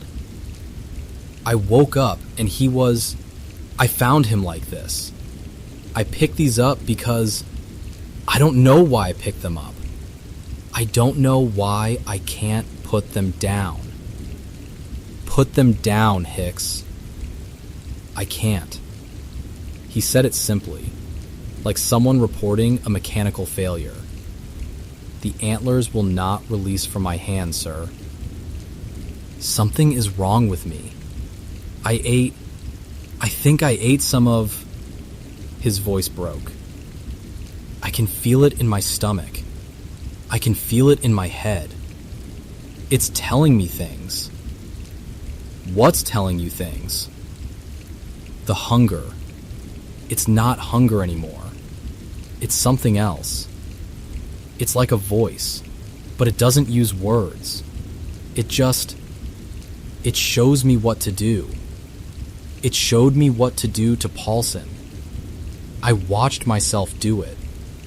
I was inside my body, watching my hands do it, and I couldn't stop. "Hicks, I need you to put the antlers down and step away from Paulson." He turned around. The flashlight hit his face, and I saw that something had happened to it. The cheekbones were sharper. The skin was tighter, pulled against the skull like it was shrinking. His lips were pulled back from his teeth in a way that wasn't a smile, but looked like one. There was flesh between his teeth. dark matter under his fingernails. And his eyes. His eyes were still Hicks's eyes. Still human. Still terrified. But behind the terror, something else was looking out. Something that was using his face as a window. "It wants me to put these in my head," he said. He raised the antlers. Both hands. He held them above his skull, the bases positioned against his temples. His arms were shaking. "It's telling me to push them in. It says it'll stop hurting once I do. It says the hunger will be over. Hicks, do not..." He drove them in. Both antlers, simultaneously, into the sides of his skull. The sound. I can't describe the sound. His body went rigid. His mouth opened, but nothing came out. Blood ran down both sides of his face in perfect symmetry, over his cheekbones, along his jaw, dripping from his chin. The antlers jutted from his head at crooked angles, like a crown that had been hammered on. He should have been dead. The force alone should have killed him instantly. But he wasn't dead. His body relaxed. His arms dropped to his sides, and his face changed. The terror left it. The tension drained out of every muscle. What replaced it was calm. Serene. Empty. Absolute calm. He looked at me. The eyes weren't Hicks's eyes anymore. "You should run," he said, and smiled. The smile was too wide. The teeth were red. I ran. I dropped everything except my weapon, and I ran through the snow in the dark, crashing through brush, tripping over deadfall, getting up, running again. I ran west. I ran until I couldn't feel my legs, and then I ran further. At some point, I fell and didn't get up. The snow was deep and soft, and I lay in it. And I looked at the sky, and I waited to die. I didn't die. A patrol found me the next morning. I'd made it to within 4 kilometers of the extraction point. They carried me out, they flew me to base, they put me in a warm room and gave me food and water and a blanket. And then they asked me what happened. I told them everything. They wrote down something else. The official report says Hicks killed Paulson and Webb in a state of starvation-induced psychosis, and then wandered into the bush, where he presumably died of exposure. The search team found Paulson's body. They found Webb's body. They did not find Hicks. They didn't find the antlers either. I've been stateside for 4 months. I'm on administrative leave. I see a therapist twice a week. She's helping me develop coping strategies for trauma-induced intrusive thoughts. She doesn't believe what happened. She believes I believe what happened, and she's working to help me reframe the narrative in a way that supports recovery. I don't want to reframe the narrative. The narrative is accurate. One of my men was taken by something that entered him through the hunger and used his body to kill and feed. And when it was done with him, it made him push antlers into his own skull. And he didn't die. He smiled. He told me to run. And somewhere in a forest I am not authorized to name, he is still there, with those antlers in his head, walking through the snow on legs that work differently now, hungry for something that no amount of feeding will ever satisfy. The therapist asks me if I have nightmares. I do. But the nightmares aren't about what I saw. The nightmares are about what Hicks said before he put the antlers in. He said, "It showed me what to do. I watched myself do it. I was inside my body watching my hands do it, and I couldn't stop. That's what keeps me awake. Not the gore, not the teeth, not the antlers. The idea that the person is still in there, watching, trapped behind their own face, while something else drives. The Wendigo doesn't kill you. It doesn't replace you. It moves in next to you and takes the wheel, and you sit in the passenger seat forever, watching your own hands do things you will never be able to unsee. Hicks is still in there. I'm sure of it. And the thing wearing him is still hungry. And some nights, when the wind sounds like a voice, I wonder if the hunger that found Hicks is the same hunger I felt in that shelter, on those starving nights, when the emptiness inside me grew big enough for something else to fit. I wonder if it tried me first, and I wasn't empty enough. And I wonder how empty I'd have to be. I tell ya, nothing quite like driving through eastern Oregon in November. The air's crisp and the roads are mostly empty at this hour. The stars stretch out across the sky like a sparkling blanket, and I'm alone on Highway 20.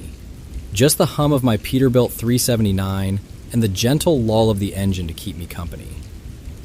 Burns ain't much, but it sure is a sight when you come rolling in out of the dark. I always make it a point to stop at the diner just off Highway 20. The same one twice a week. Folks there know me by now. Makes the coffee taste better. It's got that smell, you know? Bacon and stale cigarette smoke. The cook looks like he ain't left the kitchen in years, but he knows how to fry up some eggs that'll stick with you on the road. As I pulled into the rest area, I noticed some other rigs parked with their engines idling, the low rumble mingling with the wind. Can't hear myself think sometimes with all that noise. I stepped out of the cab, letting the cool autumn breeze nip at the back of my neck as I headed towards the diner. Outside, a large silhouette caught my eye near the trash bags. At first, I figured it was just a stray dog, rummaging through the garbage. You see all sorts out here. Not unusual to see wild creatures sniffing around for scraps. I dismissed it, thinking it was nothing more than a big mutt looking for a late-night snack. But then it moved, quick and sharp, like it skipped across the ground without truly touching it. It let out a low growl that seemed to vibrate through the air. I shook my head, rubbed my eyes. Maybe I was more tired than I thought. Long drives can do that to a person, play tricks on the eyes and ears. I was about to head inside for that much-needed coffee when I heard it. A strange howl that seemed to come from everywhere and nowhere all at once. I paused, feeling a tingling under the denim of my jacket. The sound was too unsettling to belong to any dog I knew. It was as if the very night was calling out. The creature shifted closer, and it didn't look right. Its eyes glowed with a harsh light, the kind that cut through the darkness with sharp clarity. Its shape was all wrong, grotesque even. I couldn't quite grasp it, like my mind was fighting against understanding. It stood there, directly in front of me, beyond any explanation I could manage. My breath caught, and without thinking, I backed up towards my truck, the keys clutched hard in my hand. I fumbled with the door as I flung it open and scrambled inside. My hands trembled as I turned the key, hoping the engine would roar to life. The Peterbilt came to life, ready to carry me far from whatever I'd seen. As I mashed the pedal to the floor, the truck lurched forward, tires kicking up gravel as I sped out of the rest area. I glanced out the window, hoping to see nothing but the blur of night. But there it was. The creature kept pace with surreal ease, running alongside with a speed that seemed unnatural. I gripped the wheel tight, eyes darting between the road ahead and the mirrors. My breath came in short bursts as the truck finally pulled away, leaving the rest area and that thing behind in the dust. But just as I thought I might be safe, I saw it again in the rearview mirror. The creature stood on two legs now, watching as I disappeared into the night, its eyes still glowing in the darkness.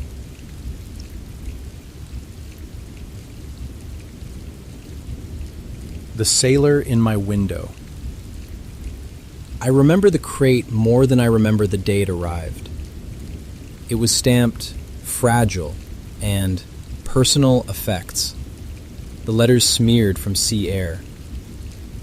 My father said it had crossed the Atlantic twice before reaching our house on Harbor Street. He said it the way men talk about heirlooms, like it meant something. I was 7. The doll was nearly my size. He wore a Navy sailor uniform with brass buttons and a cap stitched onto his head. His face was made of painted muslin, stretched too tightly over stuffing. The skin looked strained, uncomfortable. His eyes were black glass beads, one slightly higher than the other. It gave him a look I couldn't name at the time. Attentive. I named him Miles. No one remembers that I told them. They remember because he corrected them when they got it wrong. At first, it was small things. A vase knocked from a side table, mud across the hallway floor, scratches along the parlor wallpaper. I told my parents Miles had done it. They laughed. Children invent friends. Children invent excuses. But I didn't invent the piano. It started at night. Not songs, just single notes, pressed slowly, one at a time, from upstairs. My bedroom door would be locked from the inside when it happened. I'd wake to the sound and find myself already sitting upright in bed. Miles would be in the rocking chair near the window, facing the door, hands resting neatly in his lap. The chair would sway gently, back and forth, without wind. Neighbors began to notice. They told my mother they heard footsteps pacing above them long after I should have been asleep. They heard laughter drifting through the open windows. It wasn't my laughter. It sounded older, thicker. Someone claimed they saw Miles turn his head when the curtains shifted. Another said his arm moved. My parents stopped inviting people over. They told me to stop blaming the doll. I stopped going to school. I didn't want to leave him alone. He doesn't like it when I'm gone, I told them. That was true. The house felt different when I left, colder. And when I returned, Miles would not be where I left him. He would be closer to the door, or closer to the bed, or closer to the window, watching the harbor, waiting for something to come back. The day everything changed, the air was still. No wind from the sea, no gulls, no movement in the trees. My mother was outside hanging laundry when she heard shouting from upstairs. It wasn't my voice. It was a man's, low, furious. She rushed inside. The shouting stopped. My bedroom door was locked. She pounded on it. When my father forced it open, I was standing in the corner, facing the wall. My hands were curled, as if gripping invisible wrists. Miles sat on the bed, leaning forward, not neatly arranged, not upright. His stitched mouth curved in a way it never had before. A smirk. That night, my father burned him. He dragged Miles into the yard and doused him in kerosene. I watched from the upstairs window as flames swallowed the sailor uniform. The muslin face blackened. The glass bead eyes cracked. The stuffing collapsed inward. He turned to ash. I didn't cry. I didn't speak. The fire died down. We went inside. I stayed upstairs.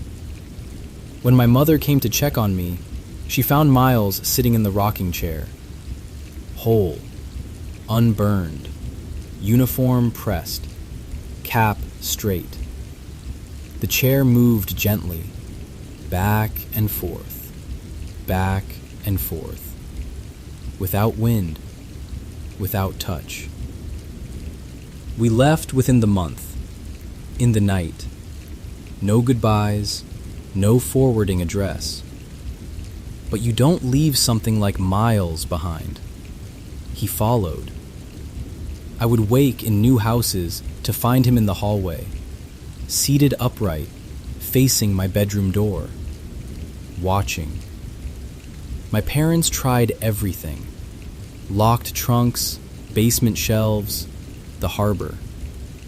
He returned each time, dry, shoes polished, eyes gleaming. Eventually, they gave him to a maritime museum down the coast. They told me it was better that way, safer, behind glass. I visited once as an adult. He sat in a display case near the entrance, still, perfectly still. Visitors whispered about how lifelike he looked, how the eyes followed them, how the expression seemed to shift when they turned away. I stood in front of the glass and didn't speak. His eyes met mine, one slightly higher than the other, attentive. The curator said, "Sometimes people take photographs without asking. Sometimes the cameras malfunction. Sometimes visitors trip on the way out, hear footsteps behind them. Measured, deliberate, like shoes on wooden deck boards." After closing one evening, the security footage caught something unusual. The glass case door unlocked from the inside. It opened slowly. Miles did not move. He remained seated, still, unmoving. But in the reflection of the dark museum behind him, a tall figure stood just over his shoulder, watching, waiting. The next morning, a sign appeared inside the case, handwritten, not by the staff. It read, "Please ask before you take his picture." I didn't ask. I just stared. And when I left, I heard it. Soft footsteps behind me. Measured. Patient. Like a sailor pacing a wooden deck. I didn't turn around, because I already knew. He doesn't like it when I'm gone.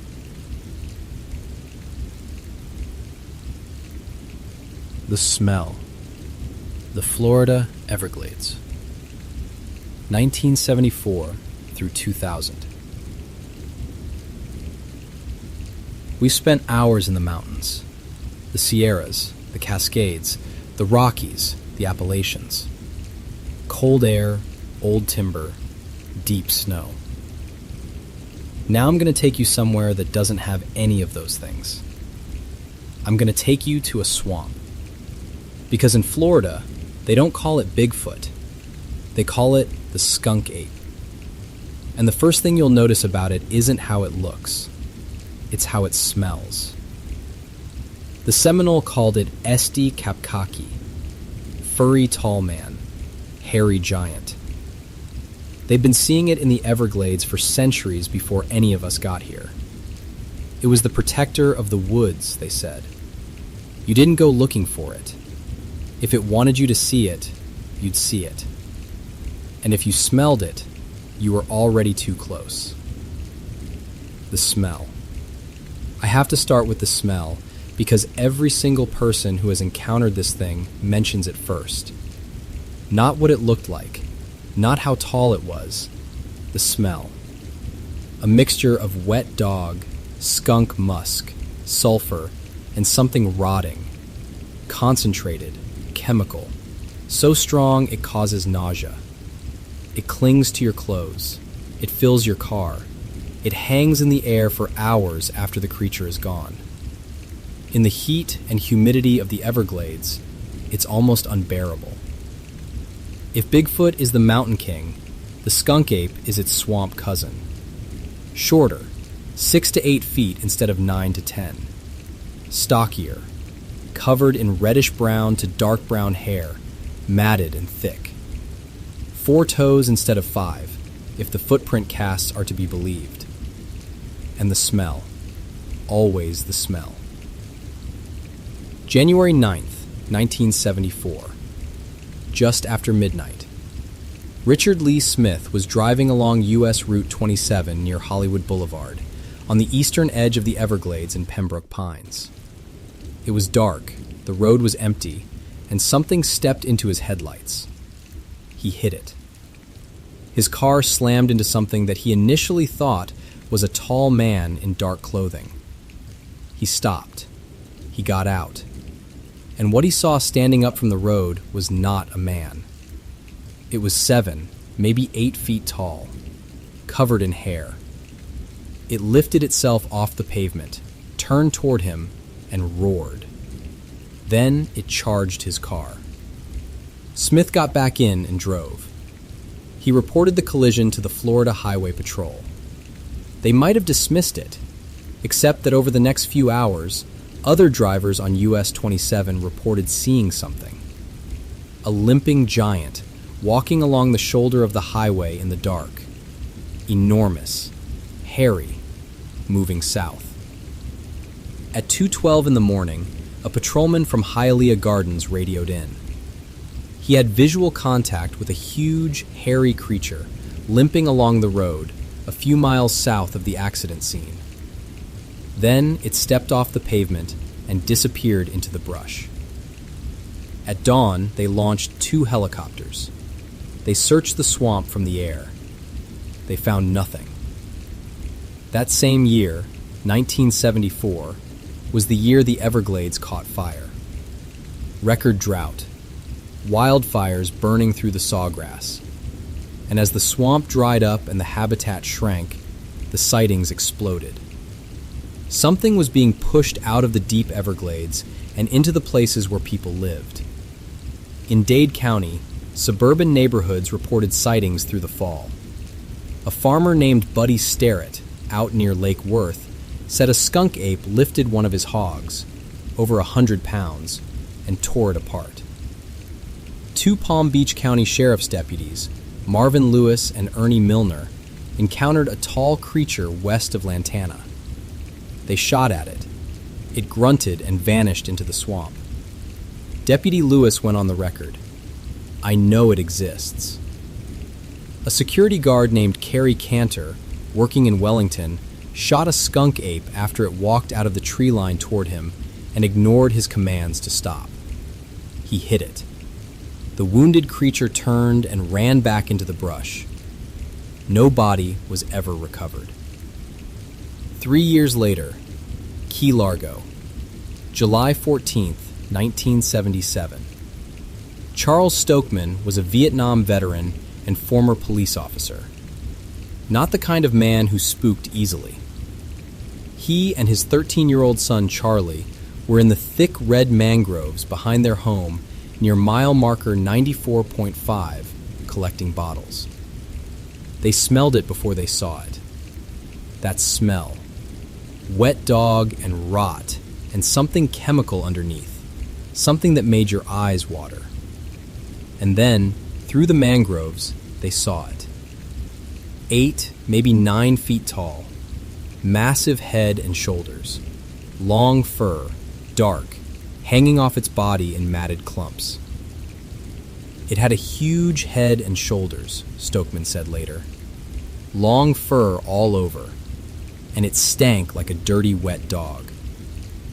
A Vietnam veteran who had been shot at by other human beings looked at this thing in the mangroves behind his house and felt fear. That tells you something. That tells you everything. 1997. A tour bus. John Vickers was driving a group through the Everglades when something stood up on its hind legs and crossed the road in front of the bus. 7 feet tall, red hair, moving fast through the sawgrass on 2 legs. 30 to 40 people on that bus. Every single one of them told the same story. 2 days later, a real estate agent named Jan Brack saw the same thing cross the road in front of her car. She thought it was a bear at first. Then she realized it wasn't a bear. She had no idea what it was. Minutes after Brack's sighting, the Ochope fire chief, Vince Dorr, came down the same road. He saw the creature and pulled over. He took a photograph. It shows a dark, upright figure standing in the swamp. It is not a bear. And then there's the woman with the camera. December 2000, 3 days before Christmas, somewhere near Myakka, Florida. A woman, she has never given her name, and I will respect that, woke up to a loud noise on her back porch. Banging. Something heavy moving deck chairs around. And with the banging came a sound she had never heard before. A low, deep grunting. And the smell. The smell came through the walls. She went to the window. There, on her back deck, was an animal. Enormous. Covered in hair. It had been taking apples from a basket she kept outside. She picked up her camera. She took 2 photographs through the window. Clear, close. The creature's face is visible. Flat, wide, with eyes that catch the light. She did not call the police. She did not call a news station. She did not call a Bigfoot researcher. She put the photographs in an envelope, wrote a letter explaining what had happened, and mailed them anonymously to the Sarasota County Sheriff's Office. She didn't sign the letter. She didn't give her address. She wanted someone official to have the pictures, and she wanted to be left alone. Those photographs are known as the Myakka photographs. They are, to this day, among the clearest, close-range images ever taken of what appears to be an unknown primate in the state of Florida. The woman who took them has never come forward. She never wanted attention. She just wanted someone to know what was on her porch. The Everglades cover 1.5 million acres. That's an area larger than Rhode Island. The sawgrass grows over your head. The water moves even when the wind doesn't. The ground shifts under your feet. There are places in there that no human being has walked in decades. Maybe ever. The scientists say the skunk ape doesn't exist. No verified specimens, no bones, no remains. Just photographs, footprint casts, hair samples that come back unknown primate. And a smell that every witness describes the same way, independently, across 50 years and 1,000 miles of swamp. Maybe they're right. Maybe it's bears with mange and overactive imaginations. But I keep coming back to the deputies, Lewis and Milner, career law enforcement officers who shot at something in the brush west of Lantana and watched it absorb the impact and run. I know it exists, Lewis said. He didn't say, I believe. He said, I know. In the mountains, they see Bigfoot and feel wonder. In the swamps, they smell the skunk ape and feel their stomachs turn. It's the same mystery with a different mask. And down here in Florida, in the heat and the wet and the rot, the mask stinks.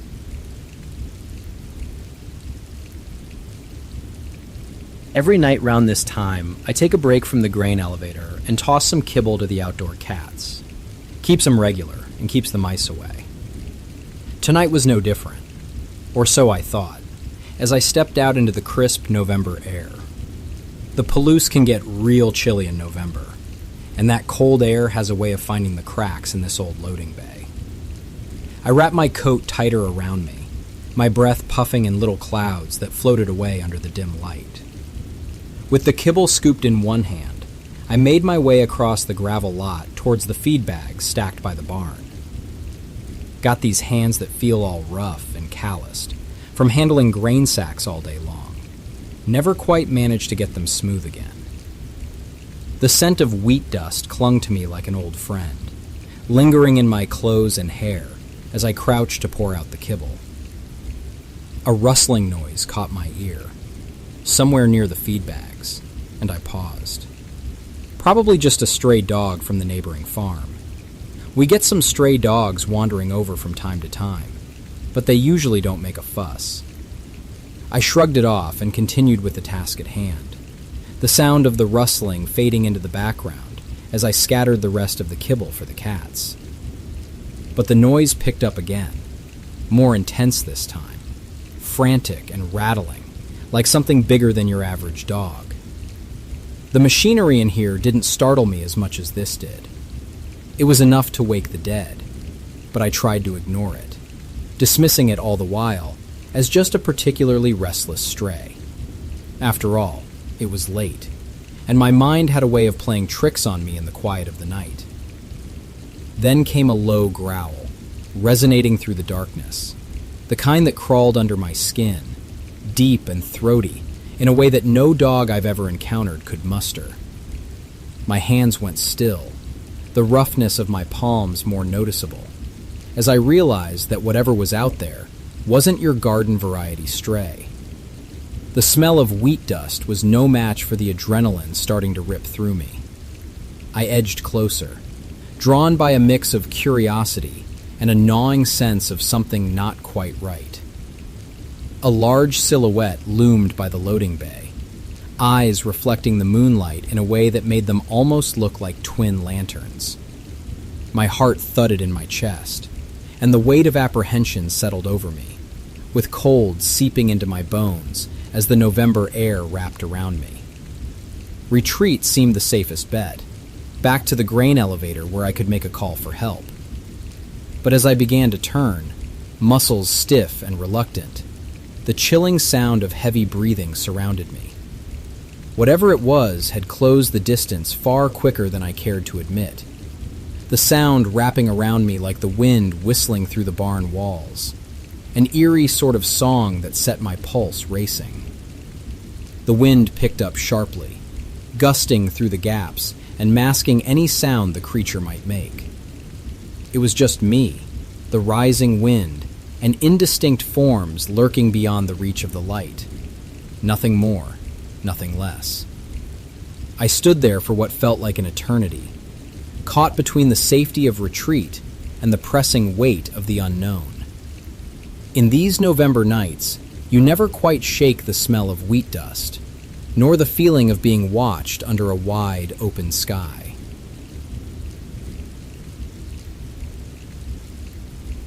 The box said, Buddy Pal, your child's best friend.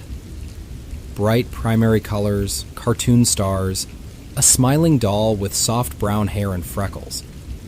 My son Ethan hugged it before I'd even cut the plastic ties. It talks, he said, delighted. It sings. It learns your name. The sales clerk told me it was the safest toy on the shelf. Voice recognition, huggable fabric, soft vinyl face. No sharp edges, no removable parts. Battery compartment sealed, she said. Child-proof. That night, Ethan slept with Buddy Pal tucked under his arm. At 2:17 a.m., I woke to whispering. Not from the baby monitor, from the hallway. Soft, rhythmic. Ethan. Ethan. I walked to his door and pushed it open. Ethan was asleep. Buddy Pal lay beside him. Its plastic eyes were open, staring toward the doorway. The voice came again. Ethan. Its mouth didn't move. In the morning, I checked the battery compartment. It was empty. No batteries. The slot was clean, unused. I turned it over in my hands. No hidden switches, no wires exposed. Dad, Ethan said from behind me. He told me your name too. I laughed, though my throat felt tight. What did he say? Ethan smiled. He said he likes it when you blink. The next few days, Buddy Pal behaved normally. It sang when squeezed. It said pre-recorded phrases in a cheerful, synthetic voice. I love you. Let's play. But sometimes, when Ethan left the room, I caught it facing the door, as if waiting. Once, I placed it sitting upright against the wall and walked into the kitchen.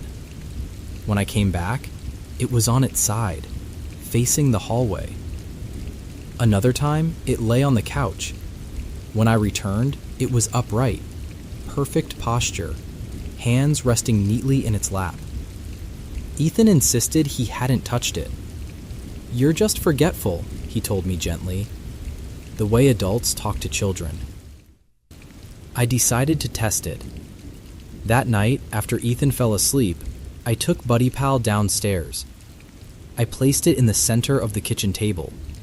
I removed the battery cover again. Empty. I set my phone to record video and left it there. At 2:17 a.m., I heard the sound. A faint click. Then another, like something inside adjusting. I watched the live feed from upstairs. The doll sat motionless for a long time. Then, the head turned, slowly, deliberately. It did not jerk. It did not wobble. It pivoted with smooth, mechanical precision until its eyes locked directly onto the camera. The plastic cheeks twitched. The smile widened. The mouth split at the corners. The seam deepened. The soft vinyl stretched. The head tilted slightly to one side, and the voice changed. It was no longer bright and cheerful. It was layered, multiple tones overlapping. "Why are you watching?" it asked. My hands went cold. The recording glitched. Static flickered across the screen. When the image returned, the doll was gone from the table. I heard footsteps in the hallway. Small, measured, upstairs. Ethan screamed. I ran. His bedroom door was closed, locked from the inside. "Ethan!" I shouted.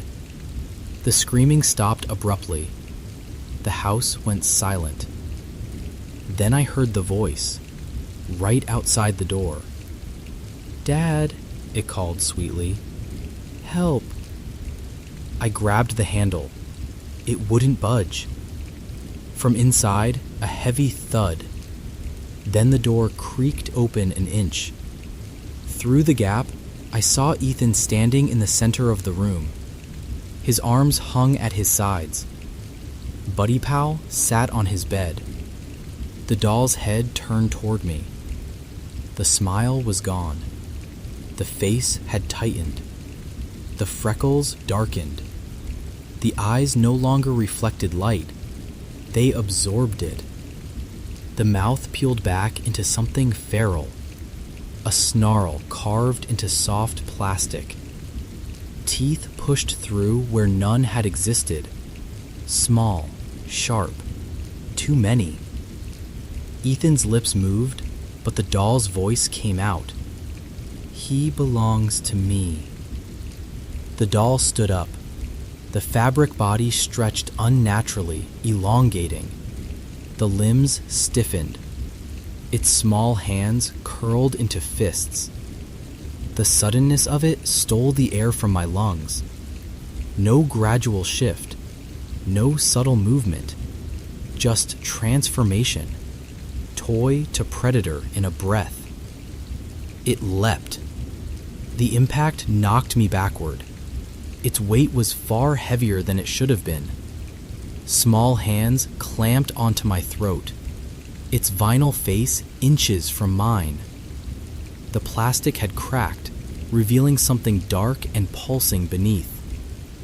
"I learn," it hissed. The battery compartment on its back split open. Inside was not circuitry, not wires, but something wet, beating, tiny, alive. I grabbed it and tore at the fabric. The stitching ripped. The stuffing spilled out, and so did small, pale fingers. Dozens. Reaching, grasping. The doll's head twisted fully around, its jaw unhinged, and for a split second, I saw inside. Not electronics, not hollow plastic, but a cramped, human-sized darkness. Breathing, waiting. I threw it across the room. It hit the wall and slumped. Still, silent. Ethan began crying. The footsteps on the doctor smoothed.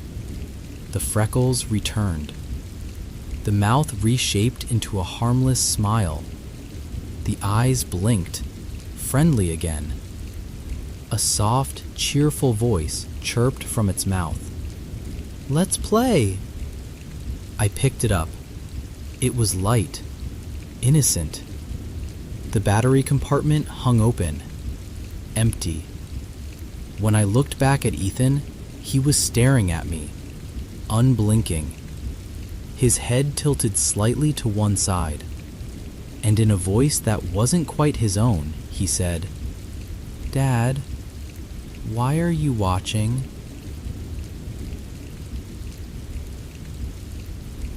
"59 seconds. Bluff Creek, Del Norte County, California. October 20th, 1967. People think I went to Bluff Creek because I believed in Bigfoot. I didn't.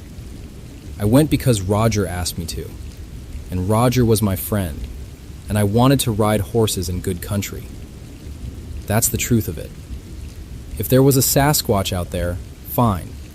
If there wasn't, and I figured there wasn't, I'd still have a week in the mountains on horseback, and that was good enough for me.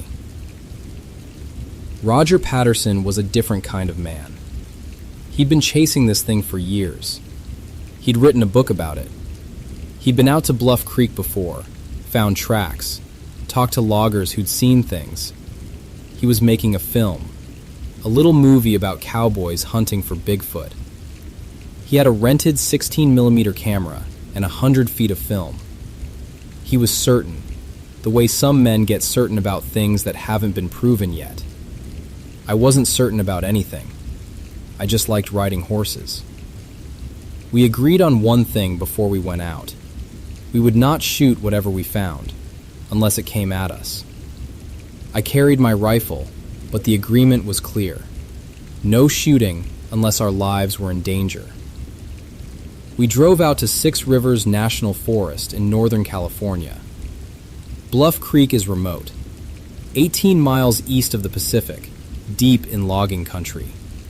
You couldn't get there by car. We brought 3 horses and a few days' worth of provisions.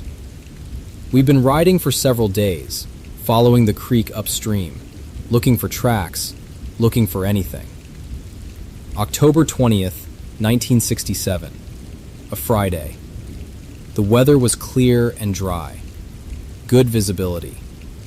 We were riding northeast along the east bank of the creek, the horses picking their way through the gravel, the water low, the sun high enough to throw shadows across the sandbars.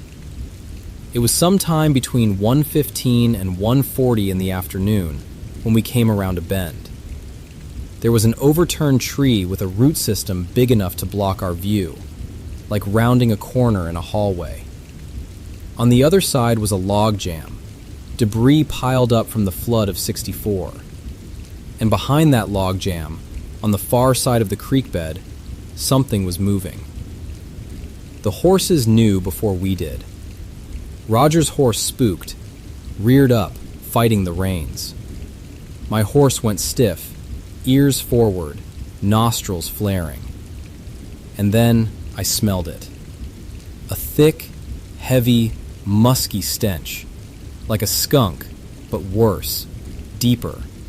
The kind of smell that coats the inside of your throat. Roger was off his horse almost before it stopped moving. He was scrambling for the camera. It was in the saddlebag, and he was fighting the buckle, fighting the strap, trying to get it out while the horse was still dancing sideways. I stayed mounted. I held the horses, and I looked at the thing on the other side of the creek. It was walking, not running, not crouching. Walking upright across the gravel bar, away from us, with a stride that was long and smooth and deliberate. It was large. Roger's horse was spooked at close range, but the creature was maybe 120, 130 feet from where Roger was running with the camera. Big shoulders, big frame, covered in dark hair, reddish brown, almost black. The arms swung with each step, the way yours do when you're walking with purpose. And I could see clearly, even from that distance, that it was female. The breasts were visible. This was not a man in a costume.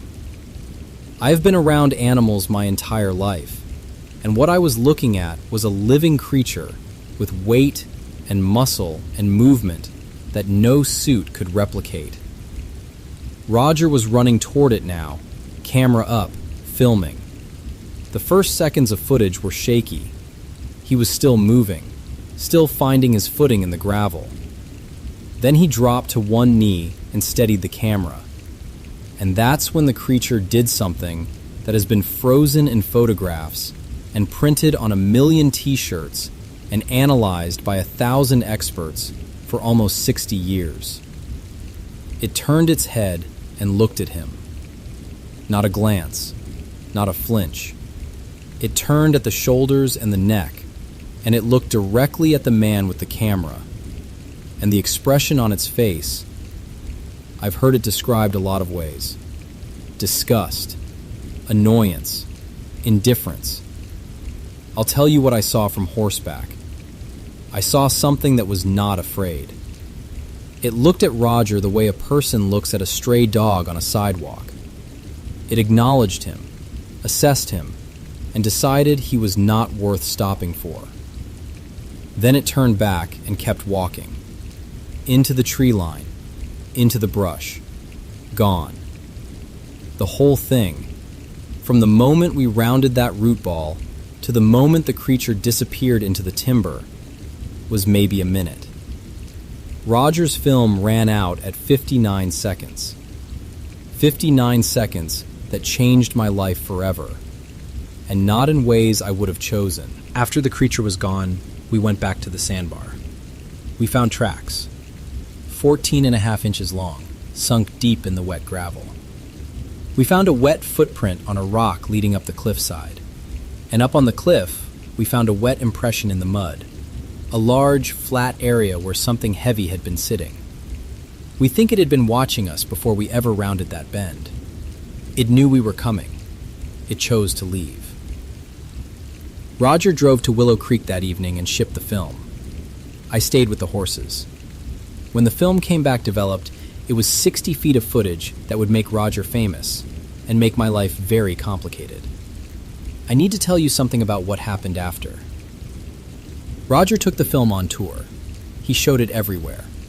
He made money from it. Not a fortune, but enough to draw attention. He was called a genius by some and a con man by others. In 1972, 5 years after we filmed at Bluff Creek, Roger died of Hodgkin's lymphoma. He was 36 years old. After he died, people came for me. A man named Bob Hieronymus said he wore a gorilla suit for Roger that day. A costume maker said he sold Roger a suit. A Skeptic magazine published a whole investigation. Roger's own son, decades later, said it was a hoax. The world decided it had been figured out, that 2 rodeo boys from Yakima had pulled the wool over everyone's eyes. I have been asked about this every year for almost 60 years. At conferences, in interviews, in parking lots, in grocery stores. People approach me like I owe them an answer, and I give them the same one every time. I was there. I saw it. It was real. I did not wear a costume. I did not help stage a hoax. I did not conspire with Roger or with anyone else. What I saw walking across that creek bed was a living, breathing animal that I had never seen before and have never seen since. I watched it move. I watched it turn. I watched it look at us with an intelligence that I recognized, even though I had no name for what was behind it. Bob Hieronymus says he wore the suit. Let me tell you something about Bob Hieronymus. When he tried to demonstrate the walk for cameras, it looked nothing like what's on that film. When the costume maker tried to recreate the suit, it looked nothing like what's on that film. The muscle movement under the skin, the way the hair lays flat and shifts with each stride, the proportions of the limbs.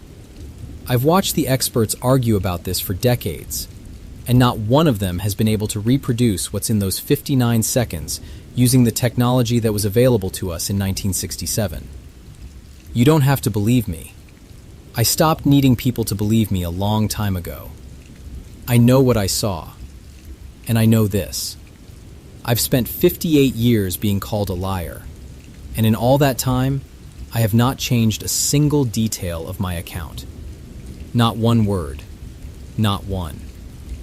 If I were lying, I would have slipped by now. 58 years is a long time to maintain a fiction. People get old, they get tired, they let things go. Hoaxers confess. Con men move on to the next con.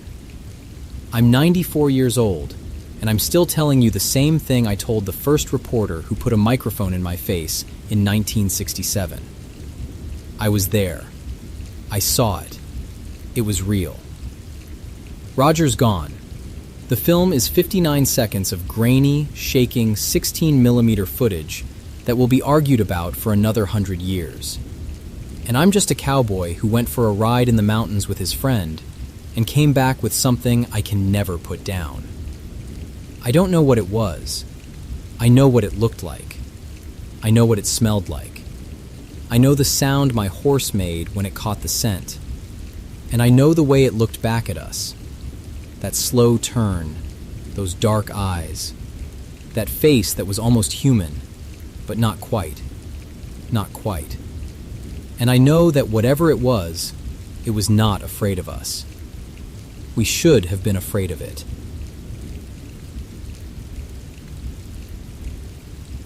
The sound of the saws was still ringing in my ears as I stepped out of the mill, the night air wrapping around me like a damp shroud. I could feel the sawdust clinging to my clothes, sticking to my skin in stubborn patches. Despite the late hour, my mind was humming with the rhythm of the mill, the conveyor belt's squeal still gnawing at my nerves. That thing was going to be the death of me one day. I pulled up the collar of my jacket, trying to keep the cold from settling in my bones, but the November chill had a way of finding every crevice. The gravel crunched under my boots as I made my way down the logging road. The air was thick with the smell of pine and hickory, cutting through the exhaust and grime. Just about the only sweet thing at this hour. Jack's headset flashed across my mind. He'd left it in the break room again. One day, he'd lose it for good. But that was his problem, not mine. My thoughts drifted toward the diner at the end of the road, and the promise of hot coffee there, indifferent to the fact that folks said it was no good. They didn't understand that at 2:30 a.m., all that mattered was the heat. Just then, I caught a glimpse of a shadowy figure cutting between the trees. I paused for a moment, peering into the gloom. Probably just a stray dog, I figured. There were always a few that wandered near the mill, scavenging where they could. As I continued on, I could sense the figure moving in parallel with my path, keeping pace in a way that was faster than any dog should. My fingers tightened on the strap of my bag, but I shrugged it off, trying to focus on the diner's lights ahead. A low growl rippled through the air, winding its way through the trees to reach me. It was a growl that didn't fit any dog I'd ever heard, and the hair on my arms stood on end. My feet faltered, and I glanced back, every muscle pulling tight. Hurrying my steps, the diner's neon sign flickered into view, casting a pool of light that felt like safety. But just as I reached the edge of the lot, the creature stepped into the light, its eyes catching the street lamp's glow in a way that stopped me cold. They reflected with an unsettling clarity, far closer than expected. With shaking hands, I fumbled for my cell phone, the buttons slippery under my fingers. I managed to get it out, but as my thumb hovered over the contact list, the screen flickered and died, leaving me in the dim light with nothing but the distant hum of saws behind me. Breath ragged in the chill night air, I found myself standing there, isolated, feeling the November damp seep deeper under my skin. The creature watched, its silhouette unmoving, save for those eyes that seemed to pierce the shadows between us. I didn't dare move, standing transfixed as the cold kept finding me. In that moment, I caught the faintest sound of the conveyor belt back at the mill, its rusty squeal a strange comfort, a tether to the ordinary world I had just stepped out of. But here, on the logging road, all of that might as well have been a lifetime away. The creature's eyes remained fixed on mine, a glint of something wild and unknowable. There was no sound now, save for the faint echo of the saws, relentless in their work, cutting through the night like a persistent whisper laced with a warning.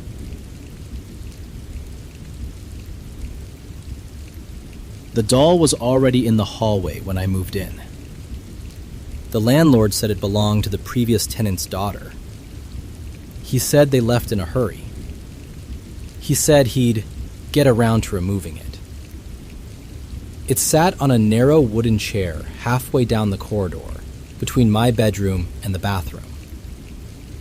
Porcelain face, faded lace dress, small hands folded neatly in its lap. Its eyes were glass, amber, too reflective.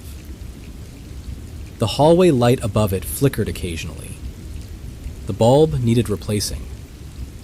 I told myself I'd move it in the morning. That first night, I left my bedroom door open. The hallway was dim. Only the faint glow from the streetlight outside reached the doll. It didn't move. It never moved. But I couldn't shake the feeling that the air around it was wrong. Thicker, as if sound didn't travel properly past it. At 1:12 a.m., the hallway light flickered. On, off, on. The doll was still there, hands folded, head forward. Off, on. Its head was slightly angled toward my door.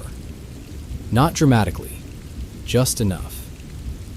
I held my breath. Off. Darkness swallowed the hallway completely. On. The chair was empty. I sat upright in bed. The hallway was silent. The light hummed faintly. The chair sat alone beneath it. No doll. My throat tightened. I stepped out of bed slowly. The hardwood felt cold. I walked to the doorway and leaned out. The air in the hallway felt cooler than the rest of the apartment. I took one step forward. The bathroom door at the end of the hall was slightly ajar. I was certain I'd closed it. The light flickered again. On. The doll sat directly in front of the bathroom door, back facing me. Off. On. The doll was gone. The bathroom door stood fully open, dark inside. I could see the mirror above the sink reflecting the hallway. In the mirror, the doll sat in the hallway chair, facing forward. But in reality, the chair was empty. The flicker grew faster. On. Off. On. In the mirror, the doll's head turned slowly toward me. In the hallway itself, nothing stood there. Off. On. The mirror cracked down the center, a thin line splitting the reflection. And from behind that crack, I saw something else standing behind the doll. Tall, indistinct, its outline too long for the hallway. The doll did not move. It did not blink. But the shadow behind it leaned closer. The flicker stopped. The light steadied. The chair was empty. The mirror was intact. The bathroom was silent. I stepped backward. The hallway light buzzed louder. The bulb dimmed slightly. And then I heard it. Not footsteps. Not scraping. A soft fabric shift. Behind me. I turned slowly. The doll stood at the threshold of my bedroom. Hands still folded. Feet perfectly aligned. It had not walked. It had not been heard. It was simply there. The amber eyes reflected my shape. The face remained serene. Its mouth closed in a polite porcelain smile. The hallway light flickered again. On. The doll was closer. Off. On. Its head tilted slightly. Off. On. Its hands were no longer folded. They hung at its sides. The lace sleeves darker near the cuffs, as if stained. I felt pressure in my ears, like descending underwater. The space behind the doll grew darker, not shadow from lighting, depth, as if the hallway extended infinitely behind it. The flicker returned. On. The doll was inches from me. Off. On. Its face filled my vision. The porcelain surface hairline cracked across one cheek, a fissure widening. Through it, something moved. Not mechanical, not hollow. A slow, wet blink beneath ceramic skin. The mouth parted slightly. No teeth. Just darkness. And from that darkness, a breath. Cold, smelling faintly of damp earth. The hallway light burst. Glass shattered. The apartment fell into total black. I stood frozen, listening. Nothing moved. No footsteps. No scraping. Just the faint hum of electricity dying in the walls. I reached forward slowly. My fingers touched porcelain. Smooth. Still. The doll stood in front of me, motionless. I exhaled. A shaky sound escaped my throat. The porcelain mouth opened. Not fast, not violently. Just enough. And from inside, I saw the hallway. Endless. Rows of identical chairs. Identical dolls. All facing forward. All still. Behind them, in the darkness, something vast, waiting. The light came back on suddenly. Bright. Overhead bulb replaced. New. White. The hallway looked normal. The doll was back in its chair, halfway down the corridor. Hands folded. Head straight. I didn't sleep. I packed my things at dawn. When I carried the last box toward the front door, I glanced down the hallway one final time. The chair was gone. The hallway extended unbroken from bedroom to bathroom. No furniture. No doll. Just an uninterrupted stretch of narrow space. Longer than I remembered. Far longer. And at the very end, in the distance where the hallway should have ended, I saw a small shape, sitting, perfectly still, waiting for the light to flicker again.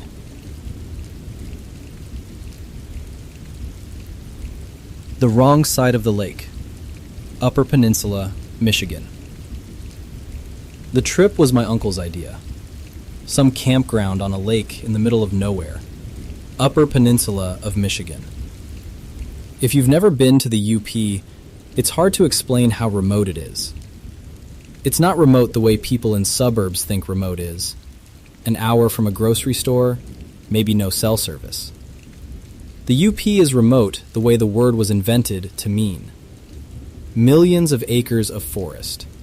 More trees than people. Roads that end at lakes nobody's named. The kind of place where if something didn't want to be found, it wouldn't be found. Because there's more hiding places than there are people looking.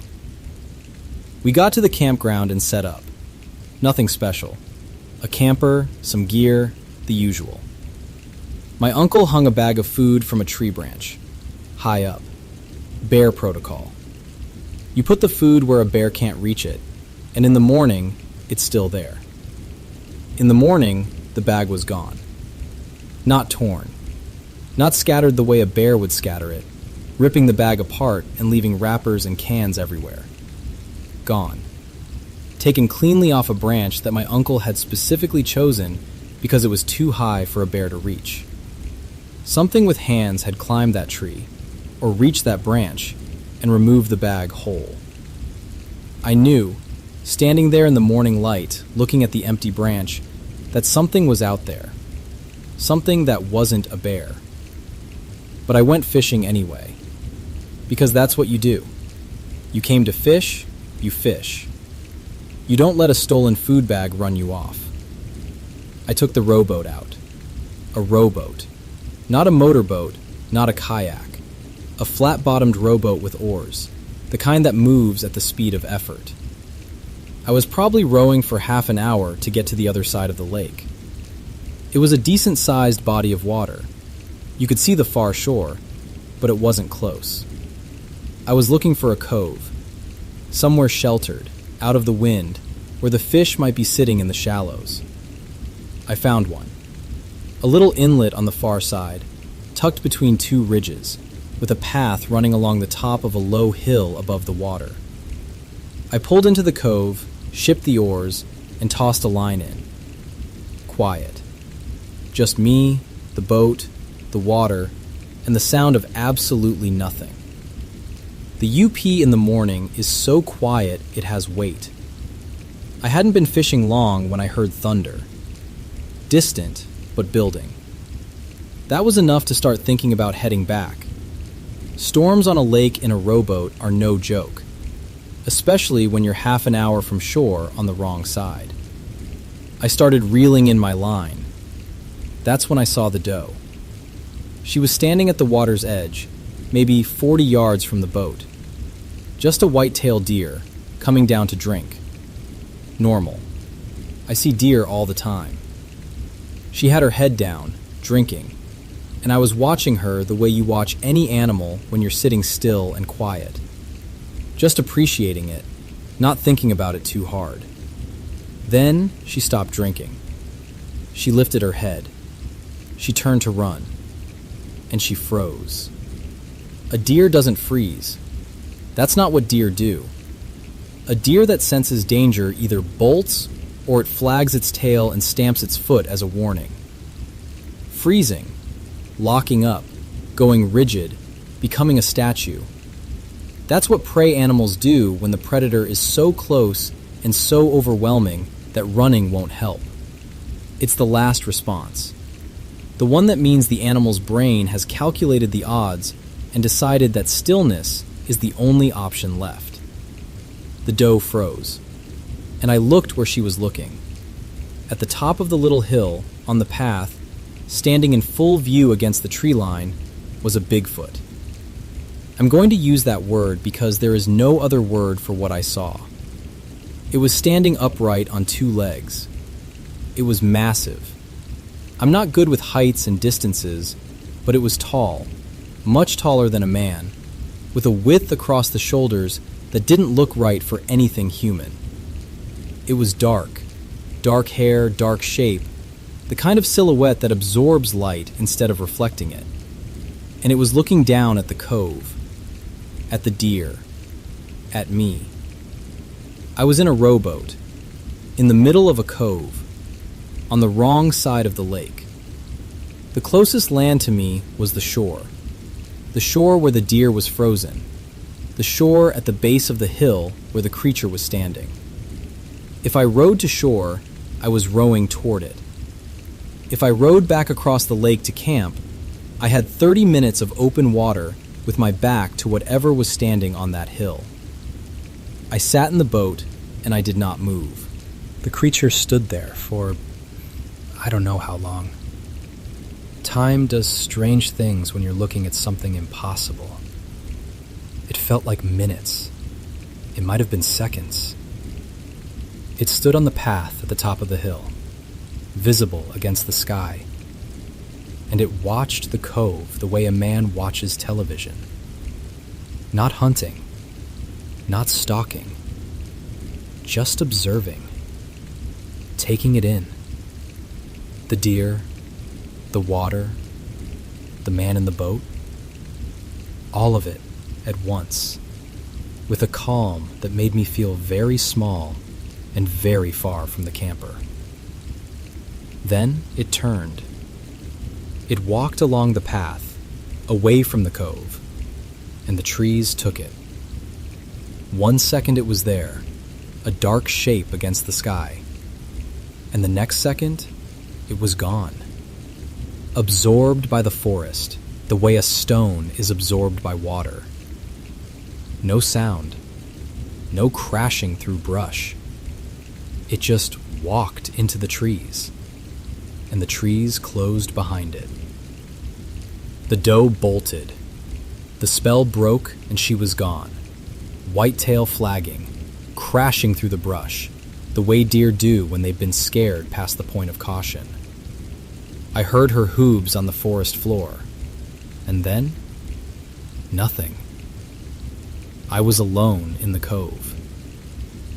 I picked up the oars. I rowed. I rowed hard, steady, not looking back, across that lake for 30 minutes, with my shoulder blades tingling and my eyes on the far shore, where the camper was, where my uncle was, where the world made sense. I didn't tell my uncle what I saw. Not right away. I didn't have the words yet. What do you say? I saw Bigfoot while I was fishing? It sounds like a joke. It sounds like something a drunk guy says at a bar. But I wasn't drunk, and I wasn't joking. And the doe saw it too. The deer saw it too. That's what I keep coming back to. I can question my own eyes.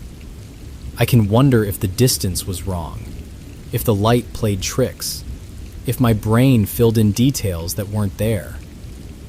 But I can't explain the deer. A white-tailed doe, standing at the water's edge, who turned to run and couldn't, whose body locked up with the kind of fear that is beyond running, beyond escape, beyond anything except standing perfectly still and hoping the thing on the hill doesn't come down. The deer didn't know what Bigfoot was. The deer didn't have a word for it. The deer didn't have theories or debates or television shows. The deer just had 10 million years of prey instinct, and every bit of that instinct said, freeze. If you don't believe me, believe the deer. The Upper Peninsula of Michigan has 225 documented Bigfoot sightings, 8th in the nation. The Ojibwe, who have lived here for thousands of years, spoke of a creature they called Wendigo, a giant, hairy being connected to the deep woods and the cold. The Porcupine Mountains, the Tahquamenon, the Hiawatha National Forest, the Seney Wildlife Refuge. Every major wilderness area in the UP has reports. In 2015, 2 fishermen at Taquamenon Falls saw a massive figure watching them from the shoreline before it disappeared into the trees. In 1993, a DNR officer near Baraga County saw a creature standing by a creek before it sprinted away at a speed he couldn't reconcile with its size. In 2019, hunters in the Sturgeon River Gorge heard deep, chest-rattling roars that didn't match any known wildlife. And at the Seney National Wildlife Refuge, a woman sleeping in her car with her baby woke up to find a large, hairy creature peering through the car window at her child, staring at the baby through the glass. She didn't get out. She started the engine and drove. This is the Upper Peninsula. This is what lives here. This is what the Ojibwe always knew was here, and what the rest of us are just beginning to admit. I went to that lake to catch fish. I caught something else. A memory I can't put down, and a question I can't answer.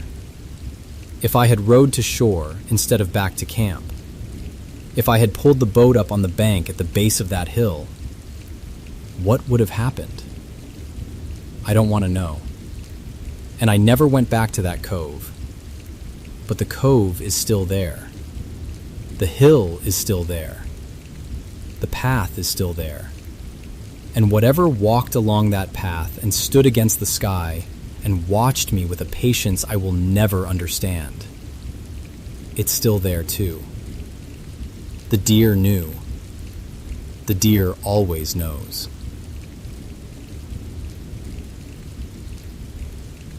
Every morning, I head to the diner for a nice, hot cup of coffee before I get started. Can't fix nothing without it. This one particular morning, the clock ticked to a precise 3 a.m. by the time I parked my old Ford F-150 outside the diner.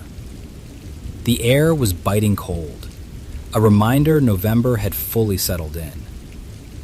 The folks inside knew me well enough to have my order ready. A to-go cup, steaming and potent enough to rouse even a stubborn mule. Once I had my lifeline in one hand and keys in the other, I made my way over to the barn, perched at the edge of a soybean field. That barn's seen better years, but she holds together fine, especially when it's you and the tractors in need of a little TLC. The road out there ain't much but a dirt path peppered with gravel. And that early morning quiet feels like it's just you and the world barely waking up. As I approached, the crunch of gravel under my boots mixed with another sound. A rustling coming from the heap of rusted metal and spare parts I kept out back.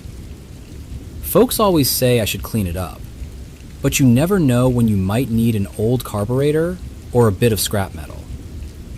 I figured it was a stray dog rooting through things, looking for scraps or a soft spot to rest. The noise from the junk pile wasn't peculiar at first, a few clinks and the shuffle of paws, but it shifted into a series of unsettling scrapes and low growls that seemed to echo. I held my coffee tighter, a little half-hearted laugh escaping me. Must have been one riled-up dog, probably aggravated by something lurking in the shadows. Just as I was about to brush it off, a piercing howl rose from somewhere inside the barn, reverberating through the chilly air like a gust of wind that sent a chill down my spine. The hair on the nape of my neck prickled as I realized that noise didn't belong to any dog I've ever known. I forced myself to step closer, curiosity or some stubborn streak guiding my boots over the frosty ground toward the barn door. For a moment, all was quiet, just the gentle hum of distant crickets and the rustle of the breeze through the dying soybean stalks. But then I saw it, a large, indistinct creature skulking amid the farm equipment. its eyes catching the dim glow from the lantern I'd left lit. The reflective, steady gaze of those eyes was enough to make my heart pound in my chest. I reached a hand into my pocket, fumbling with my phone. Call someone. Get a bit of light. Anything to dispel this eerie feeling creeping over me. But my hands didn't cooperate. Fingers just a mess of nerves. And before I knew it, my phone slipped free, bouncing off the barn's wooden planks with a clatter that seemed to crack the silence wide open. The creature shifted, releasing a low, rumbling growl that caused a tremor in my resolve. I stood there, rooted in place, with nothing but that narrow beam of moonlight spilling through the barn's rafters and the creature's unblinking eyes fixed on me. The world outside the barn seemed to fade, leaving only us and the night, heavy and still.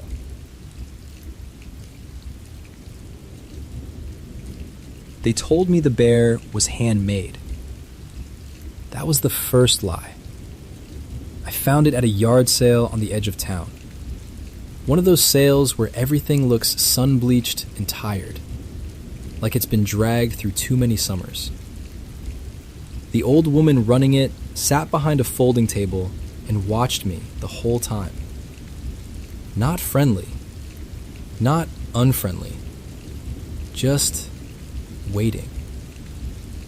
The teddy bear was small, brown, missing one button eye. The other eye was glass and too clear, too sharp, like it had never aged. "How much?" I asked. She didn't look at the bear. She looked at me. "Take it," she said. "He likes you." I laughed. She didn't. I don't collect toys. I don't even like them. But I just moved into my father's old house after he passed, and the place felt hollow, too quiet, too aware of me. The bear sat on the kitchen counter the first night. I told myself I'd throw it away in the morning. At 2:13 a.m., I woke up because I heard something breathing. Not outside, not in the walls, in the room. Slow, wet, like air moving through something that didn't have lungs. I lay there staring at the ceiling. My bedroom door was open a crack. Beyond it, the hallway was black. The breathing stopped. Then I heard fabric dragging softly across hardwood. I told myself it was the house settling. I told myself that until I felt the weight. A small, deliberate weight pressing down on the edge of my mattress. I didn't move. I didn't breathe. The mattress dipped slightly deeper. The breathing started again. Closer, right beside my ear. In the morning, the bear was sitting upright on my nightstand. Its single glass eye was turned toward the pillow, toward where my head had been. I don't remember moving it. I don't sleepwalk. I picked it up. Its fur felt damp. Not with water, with something thicker. There was a faint, sour smell coming from its stitched mouth. The thread was black and uneven, like someone had sewn it shut in a hurry. I pressed the belly gently. Something shifted inside. Not stuffing. Something that resisted. That afternoon, I found a photograph in my father's old desk. It was from 1993. I was 6. I was holding the same bear.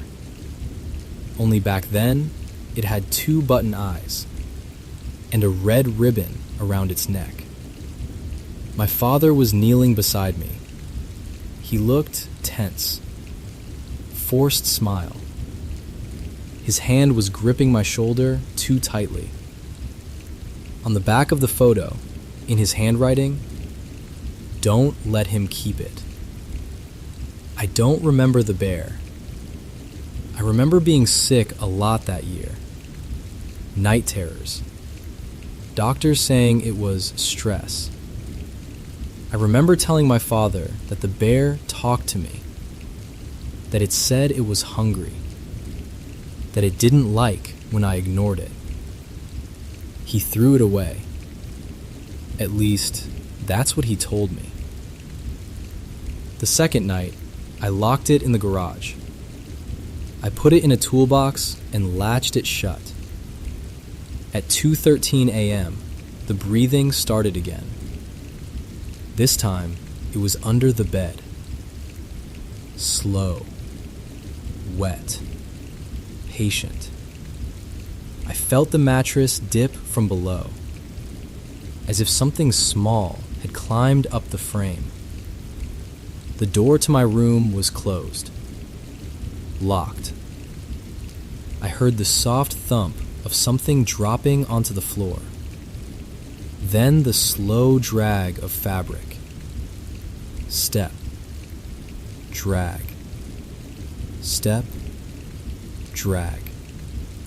It stopped beside the bed. I didn't look. I knew better than to look.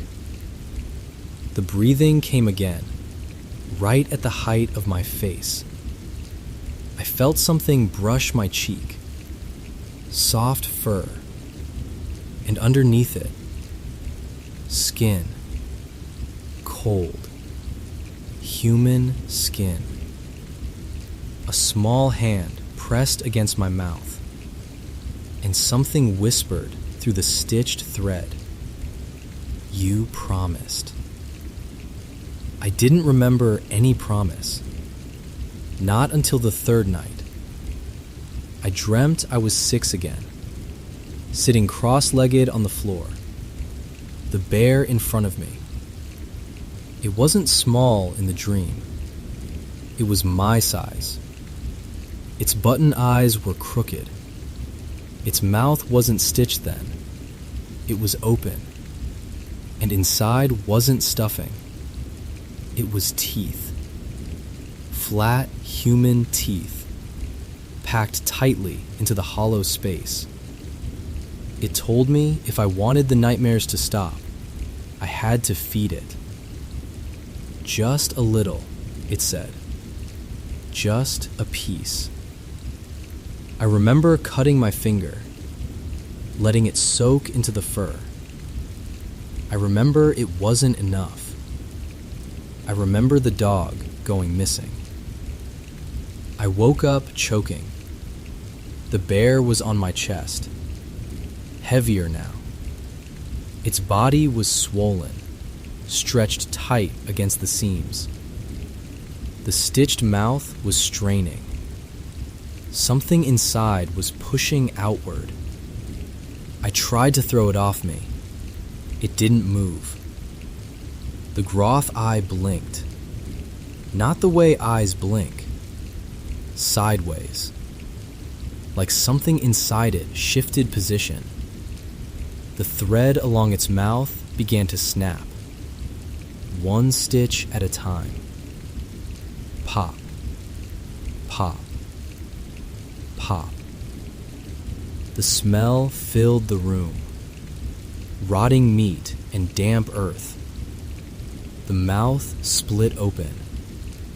And inside, it wasn't teeth anymore. It was a face. Small. Pale.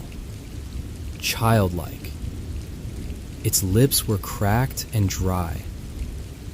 Its eyes rolled toward me from within the bear's hollow body. And it spoke in a voice I recognized. My own, at 6 years old.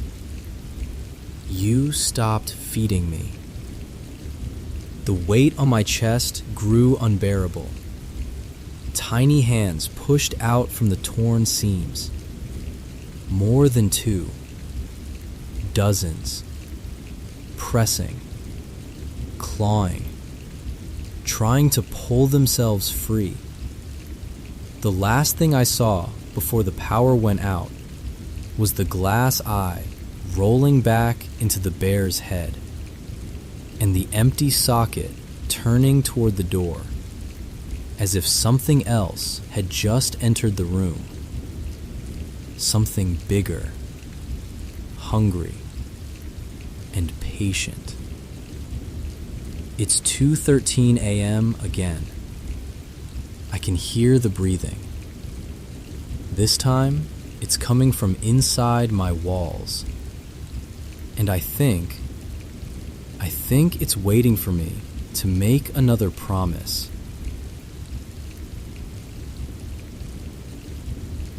"6 days in the valley. Toba Inlet, British Columbia. Summer, 1924. I kept this to myself for 33 years. I didn't tell my family. I didn't tell my friends. When I finally got out of those mountains in the summer of 1924, a logger found me stumbling through the bush and asked me what happened. I told him I was a prospector and I'd gotten lost. That was the story. That was the only story for 3 decades. I didn't tell the truth because I knew what would happen. They would say, he's crazy. They would say, the Swede has been in the bush too long. And I was not crazy. I was never crazy. What happened to me was real, and I have sworn to that under oath. And I will swear to it again right now. My name is Albert Ostman. In 1924, I was 30 years old, a lumberman by trade, living in British Columbia. I decided to take a vacation, go up to Toba Inlet on the coast, do some prospecting, maybe find traces of a lost gold mine I'd heard stories about. I hired an old Indian guide to take me to the head of the inlet by boat. He was a talkative man, told me stories about the gold, about the country, and then he told me about the Sasquatch. He said, "They have hair all over their bodies, but they are not animals. They are people, big people living in the mountains." I didn't believe a word of it. He dropped me off at the head of the inlet, and I made camp in a good spot. Flat ground, near water, good timber around. I set up my bedroll, my provisions, my rifle. I spent my days hiking the ridges, looking for signs of gold, hunting for camp meat. Good country, wild country. Not another human being for miles in any direction. The first 3 nights, something came into my camp while I slept. I'd wake up in the morning and things would be moved. My pack shifted, cans rearranged, food missing. Not the way a raccoon takes food. A raccoon tears things apart. This was deliberate. Something with hands had gone through my things. The 3rd morning, I'd had enough. That night, I climbed into my sleeping bag, fully dressed, boots on, with my rifle beside me and several cans of provisions stuffed down in the bag with me. If something was coming into my camp, I was going to be ready for it. I didn't mean to fall asleep, but I did. I woke up being carried. I was still in my sleeping bag, cinched tight, and something had picked me up, bag and all, and was carrying me. Not over the shoulder the way a man carries a sack of feed. I was being held against something's chest, pressed against it, cradled almost. I could feel the movement, up and down, up and down, the rhythm of something walking with enormous strides. Uphill, I could feel the incline. Branches scraped against the outside of the bag. I couldn't see anything. I couldn't get my arms free. The rifle was in the bag with me, but I couldn't reach it. I don't know how long I was carried. 3 hours, I estimated later. 3 hours of being hauled through the mountains in the dark, unable to move, unable to see, feeling the heat and the smell of whatever was holding me, a heavy, musky animal smell, but not like any animal I knew. When it finally put me down, I got the bag open and looked around. It was just coming on daylight. I was in a small, sheltered valley, almost like a bowl, with steep walls of rock and timber on all sides. And standing around me were 4 of them, a family. That's the only word for it. An old man, an old lady, and 2 young ones, a boy and a girl. The old man was the one who had carried me. 8 feet tall, I judged, somewhere around 800 pounds.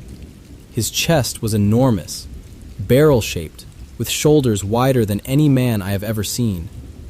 Covered in dark hair everywhere, thick and coarse. His arms hung down past his knees. His face was broad, with a wide jaw and a heavy brow. He looked at me the way a man looks at something he's brought home and isn't sure what to do with yet. The old lady was shorter, 7 feet maybe, but wide, very wide through the hips. She moved with a rolling, goose-like walk. She didn't seem pleased about what the old man had dragged home. She chattered at him. They had a language, not words the way we use words, but sounds, patterns, something with structure to it. They communicated. There was no question about that. The boy was nearly full grown, 7 feet, maybe 300 pounds. Curious. He would come close to me and then back away. The girl kept her distance. She stayed behind the old lady and watched me from there.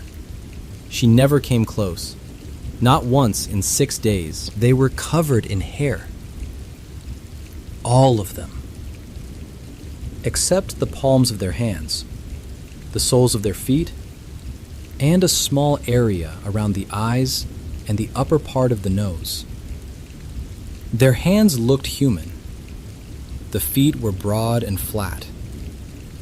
The eyes were dark and intelligent and aware. I had my rifle. I had my knife. I could have tried to fight. But they didn't hurt me. Not once in 6 days did any of them make an aggressive move toward me. The old man watched me constantly, and I understood very quickly that I was not going to be allowed to leave. But I was not harmed. The old lady gathered food.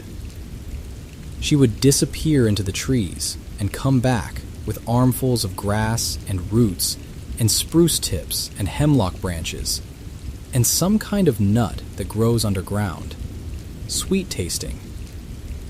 She washed the roots in a small spring nearby and stacked them in piles. I never saw any of them eat meat. I never saw them cook anything. They ate raw, and they ate constantly. They slept under blankets. I need you to understand that. They had made blankets out of cedar bark strips, woven together, and they slept under them at night. These were not mindless animals. They made things. I ate my canned provisions, and I watched them, and I waited. I needed a plan. The old man was curious about my things. He would pick up my cans and shake them, smell them, turn them over in his hands. On the 4th or 5th day, he found my snuff box. He picked it up, pried it open, looked inside, and before I could stop him, he tipped the entire contents into his mouth and swallowed it. The reaction was immediate. His eyes went wide. He started to gag. He grabbed my pot of coffee, still hot, still full of grounds, and drank the whole thing in one motion. Then he sat down, hard, and started groaning. The old lady rushed to him. The boy came over. The girl backed further away, watching. This was my chance. I grabbed my rifle, grabbed what I could carry, and I ran. I ran for the gap in the rocks that I had spent 6 days studying, the low point in the valley wall where I thought I could get through. I heard the old lady behind me. She was fast, faster than something that size should be, and she was making a sound I had never heard before, a kind of chattering scream. I turned and fired the rifle into the air. 1 shot. She stopped. She stood there and watched me go. I did not look back again. I spent the next several days walking through the bush. I had no compass. I had no map. I followed water downhill until I hit a logging road, and then I followed the road until I found people. I told them I was a prospector. I told them I got lost. That was the story for 33 years. I'm telling the truth now because I'm 64 years old, and I've read the newspapers, and I know that other people are seeing these things. I know that I'm not crazy. I know what carried me into that valley. I know what I lived with for 6 days. They are not animals. I want to be clear about that. They are people. A different kind of people. They have a language, and they make things, and they have families, and they take care of each other. The old man got sick from my tobacco, and the first thing the old lady did was go to him. That is not an animal. That is a wife. I could have shot them. I had the rifle the entire time. I chose not to. I still believe that was the right decision. What right do we have to force our way of life on other people? I don't think we have that right. And I don't think they would like it. The noise and racket of a modern city. They would not like that any more than I do. Let them be. That's all I ask. Let them be.